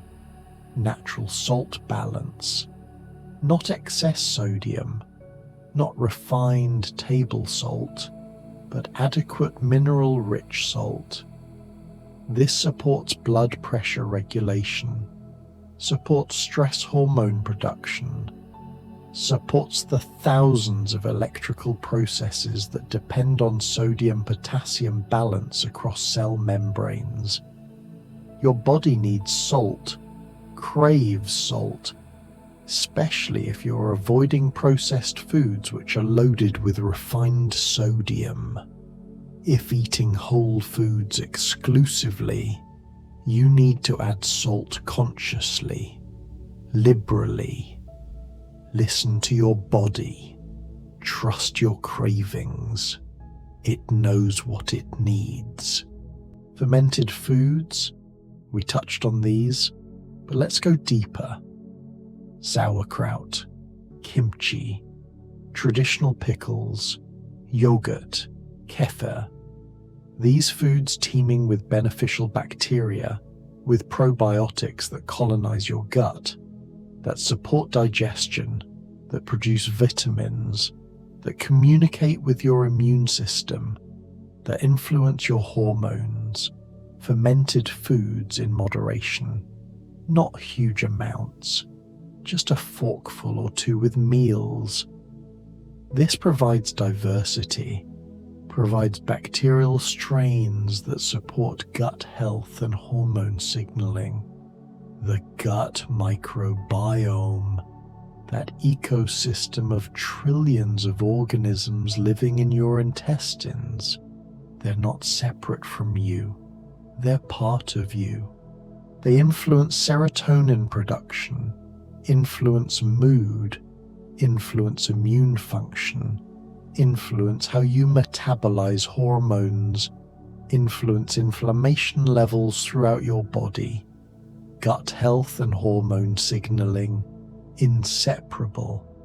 When your gut is inflamed, when beneficial bacteria are depleted, when intestinal lining is damaged, hormone signaling becomes distorted. Receptors don't work properly, neurotransmitters don't get produced adequately. Old hormones get reabsorbed instead of eliminated. The whole system becomes less efficient, less responsive, less balanced. But when gut is healthy, when microbiome is diverse, when intestinal lining is intact, everything improves, mood stabilizes, energy increases, sleep deepens, hormones balance more easily. The gut is called the second brain for good reason. It's producing chemicals, sending signals, influencing every system, constantly, continuously, and antibiotics, while sometimes necessary, while sometimes life-saving, they devastate gut microbiome.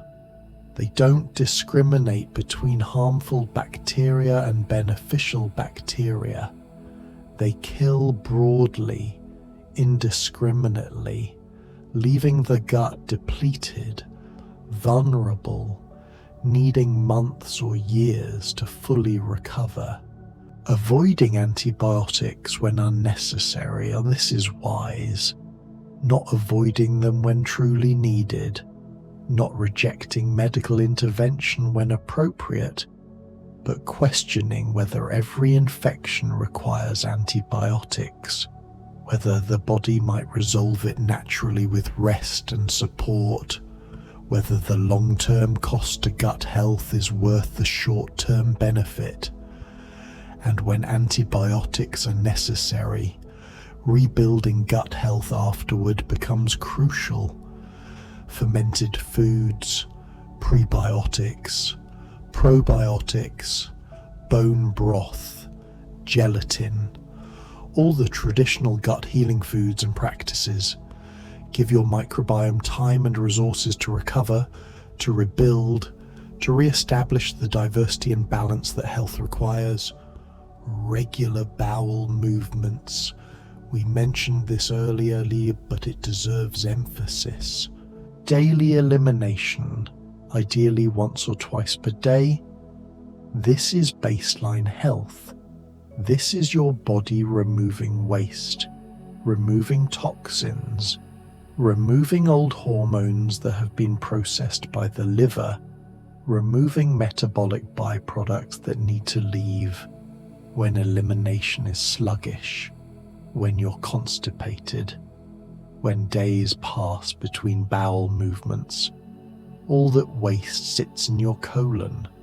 Water gets reabsorbed, toxins get reabsorbed, old hormones get reabsorbed back into circulation, creating hormonal imbalances, creating symptoms, creating the need for more detoxification, creating a vicious cycle. But fiber-rich whole foods, vegetables, fruits, properly prepared whole grains if you tolerate them.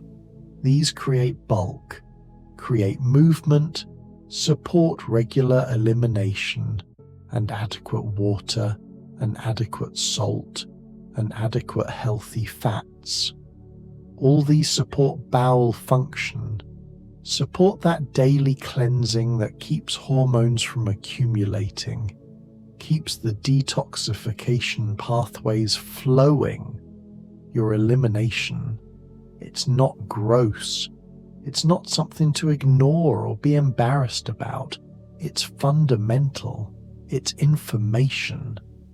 It tells you how your digestion is working, how your hormones are flowing, whether your body is eliminating properly or struggling. Pay attention. Notice patterns. Adjust your diet and habits based on what you observe, and sun exposure throughout the day, not just morning, but also midday if possible. Vitamin D production. That hormone that's made in your skin when ultraviolet light hits it. This vitamin that's not really a vitamin but a hormone precursor, crucial for immune function, for mood, for bone health, for cardiovascular health, for cancer prevention, for hormone production, sun exposure and vitamin D, the natural immune hormone connection. When you have adequate vitamin D, your immune system functions better, and when your immune system functions well, your hormones balance more easily. The systems support each other, reinforce each other, create upward spirals of health rather than downward spirals of dysfunction.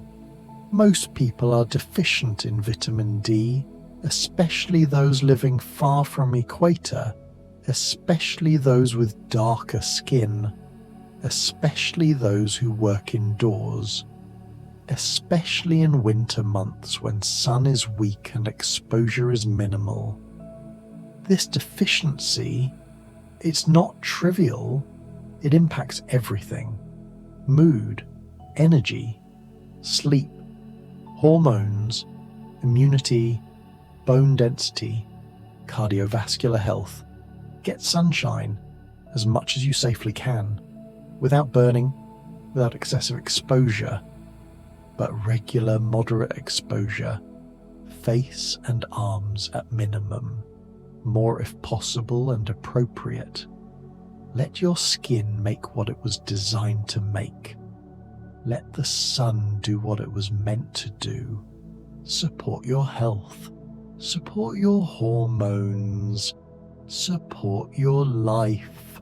Simplicity. We keep returning to this word, this concept, this way of being.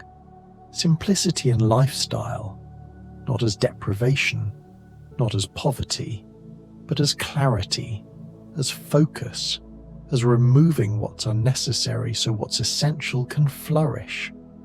Simple meals, simple sleep routines, simple movement practices, simple stress management.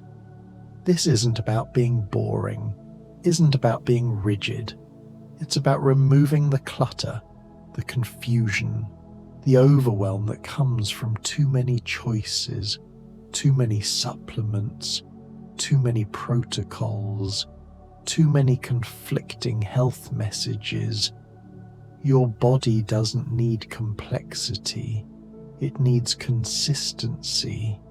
It needs basics done well. It needs whole food, needs darkness at night, needs movement during day, needs stress reduction, needs connection, needs purpose, needs rest. The fundamentals, done regularly, done well. This is enough. This is more than enough.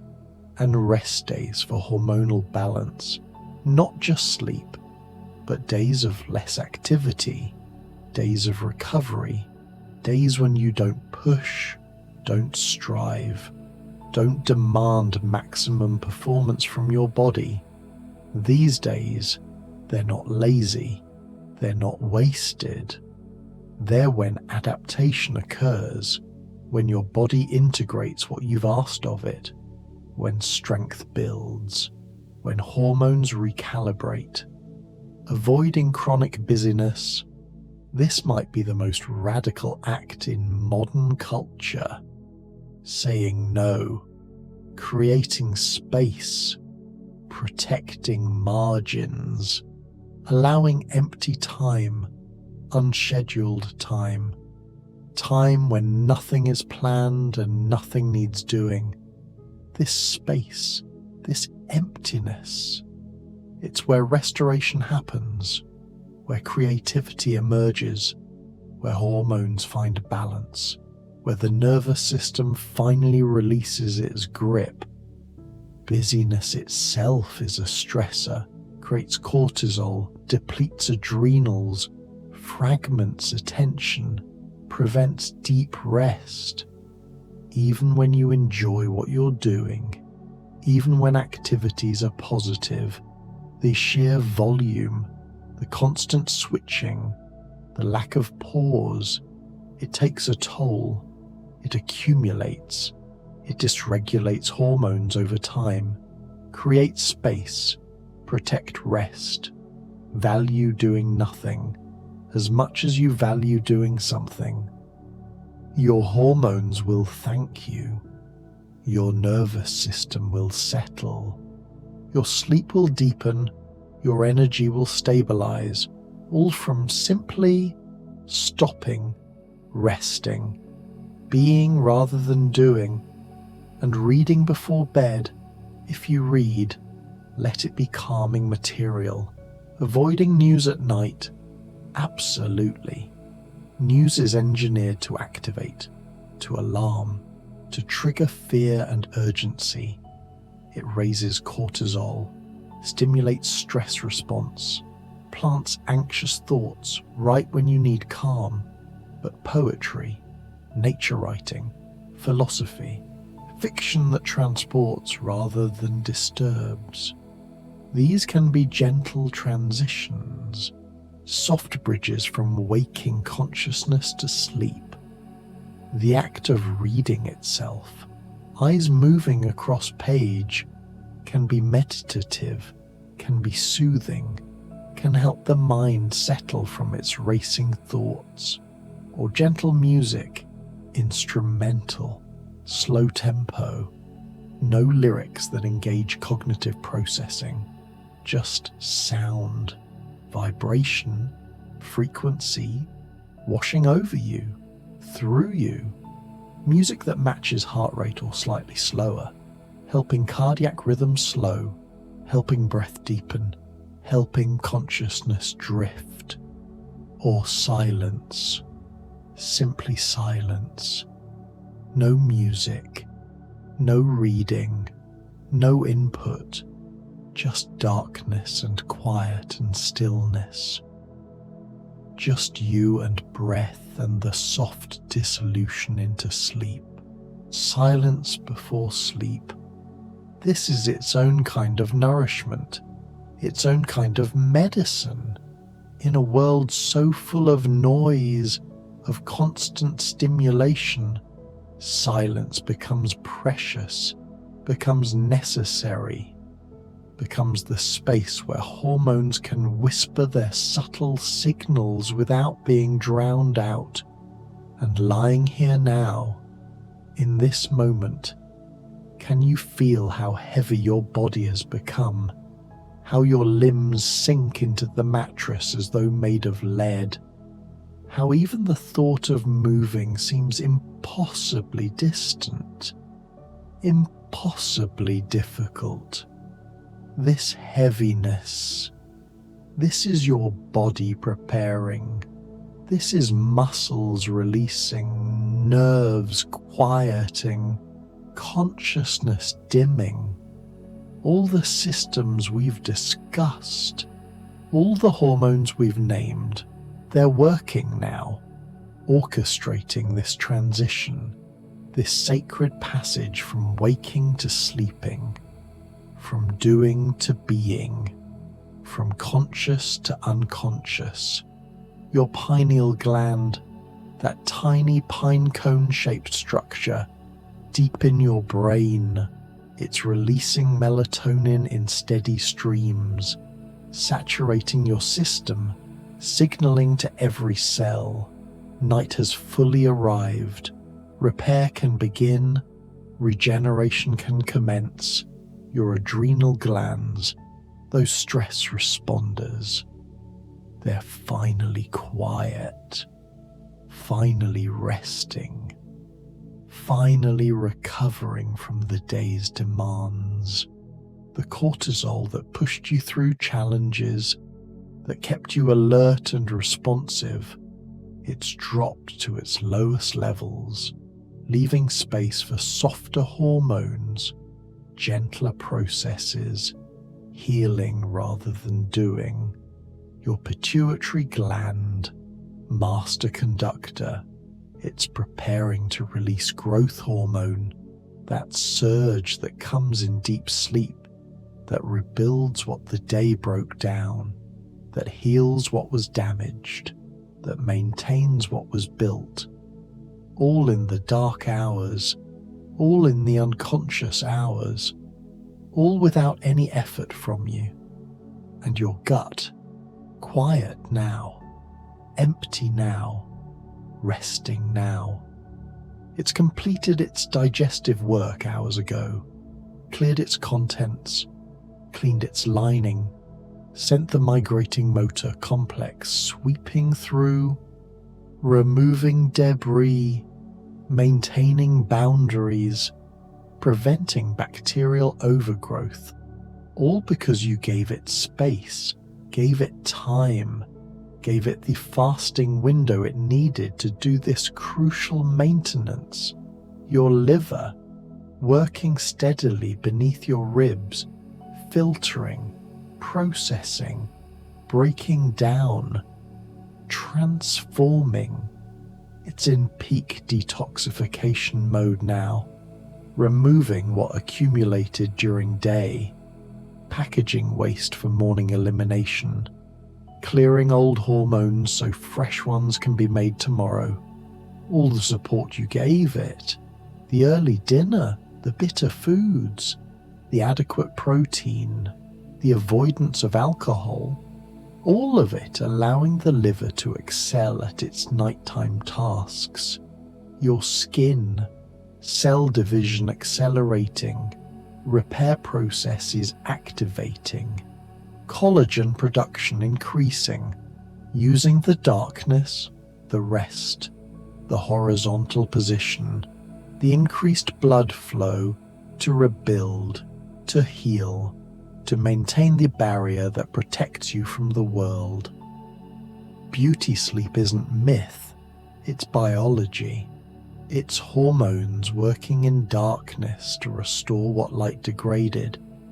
The temperature in the room, cool air moving gently, keeping your core temperature dropping as it needs to for deep sleep. The darkness, complete or nearly complete, protecting melatonin production, allowing the pineal gland to work without interference. The silence, or soft sounds, nothing jarring, nothing alerting, just the ambient hum of night, of stillness, of rest. All these environmental factors, all these lifestyle choices, all these dietary decisions, they've created conditions, optimal conditions, for what your body does naturally, for what it's been trying to do, for what it can finally do when you stop interfering, stop disrupting, stop overriding its wisdom. You don't heal sleep. Sleep heals you. You don't create hormonal balance. Hormonal balance creates itself when you remove obstacles, when you provide raw materials, when you align with natural rhythms. Your body knows how, has always known how, will always know how. If you let it, if you trust it, if you support it. And tomorrow morning, when light filters through your window, when consciousness gradually returns, when you open your eyes to a new day, you'll wake different than you went to sleep. Cells will have divided, tissues will have been repaired, memories will have been consolidated, emotions will have been processed, hormones will have been rebalanced, all in the dark hours, all in the unconscious hours, all while you simply rested. This is the magic, the miracle, The mystery of sleep. You do nothing and everything gets done. You let go completely, and healing occurs automatically. You surrender control, and your body demonstrates its profound intelligence, its inherent wisdom, its remarkable capacity to restore itself. Morning sunlight will reset your clock, will start the cycle again. Cortisol will rise appropriately, melatonin will cease, alertness will return, and 14 hours later, when darkness falls again, the whole dance will repeat. Melatonin will rise, cortisol will fall, sleep will arrive, healing will commence, the rhythm, the pulse, the eternal oscillation between activity and rest, between doing and being, between waking and sleeping. This is not just about tonight, not just about this one sleep. It's about establishing pattern, creating rhythm, building the consistency that allows hormones to trust, to predict, to optimize their timing and amplitude. Consistent sleep schedules, consistent meal timing, consistent morning light exposure, consistent evening darkness. The body loves this predictability, craves this reliability, functions best when it can anticipate, can prepare, can synchronize all its internal clocks to external rhythms that don't constantly shift and change. And yet, flexibility exists within structure. You can adjust, can adapt, can respond to life's demands while maintaining the general pattern. The goal isn't rigidity, isn't perfection, isn't stress about following rules. The goal is alignment, is support, is working with your body rather than against it. Most of the time, in most circumstances, with compassion for yourself when circumstances prevent ideal choices.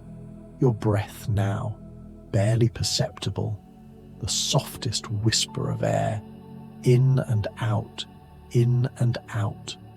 The space between breaths growing, lengthening, that pause, that stillness, that gap where something infinite touches something mortal.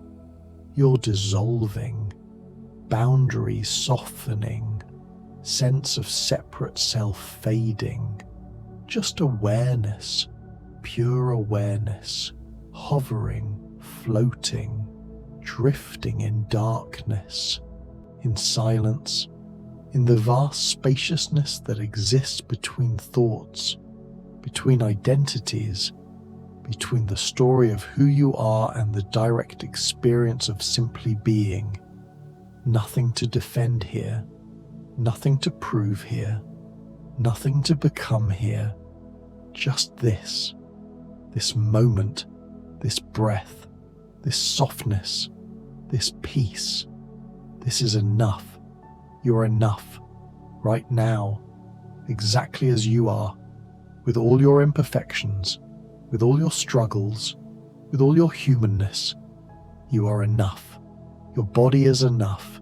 It's working for you, loving you, healing you, right now, always. And if thoughts arise, if worries surface, if plans for tomorrow interrupt, let them. Don't fight them. Don't judge them. Just notice them, like clouds drifting across sky. They come, they go. They're not you. They're just phenomena, just mental events, just passing weather in the vast sky of consciousness. You don't have to solve anything right now. Don't have to figure anything out. Don't have to make any decisions. All of that can wait. Morning will come soon enough. Tomorrow will arrive with its demands and opportunities. But right now, right here, in this dark, quiet space, you're released from all of that, freed from all responsibilities, all roles, all obligations.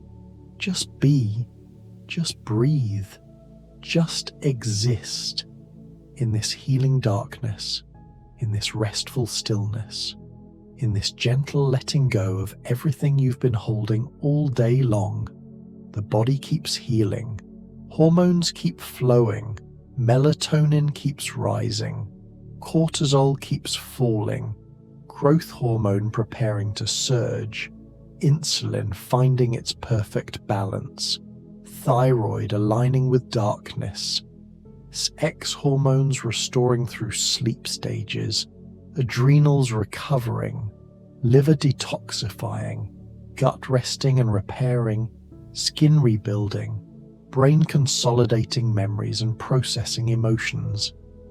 All of this happening now, in you, through you, without any conscious effort, without any thinking or planning or doing.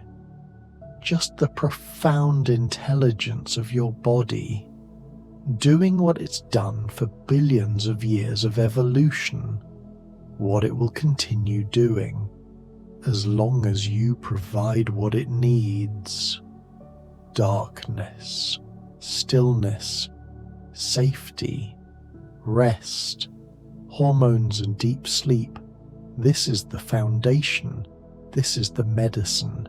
This is the healing modality that costs nothing, requires no prescription, needs no approval. It's always available, always accessible, always waiting for you to simply stop, lie down, close your eyes, and allow, and we'll keep drifting, floating together through the science of health, through the wisdom of the body, through the rhythms that sustain life, looping softly, endlessly, through the night. The body keeps healing. Hormones and deep sleep restore balance. And we'll keep drifting, floating together through health science, through the endless night, where repair never ceases, where restoration continues eternally, where your body remembers what it's always known, how to heal, how to balance, how to thrive. Just keep drifting, keep floating, keep softening into the darkness, into the quiet, into the peace that passes understanding, into the healing that occurs when you finally are completely let go. The body continues to heal. Hormones and deep sleep restore balance, and we'll keep floating, moving together through the body, looping softly, endlessly, through the night, through the night, through the healing night, forever drifting, forever healing, forever rest.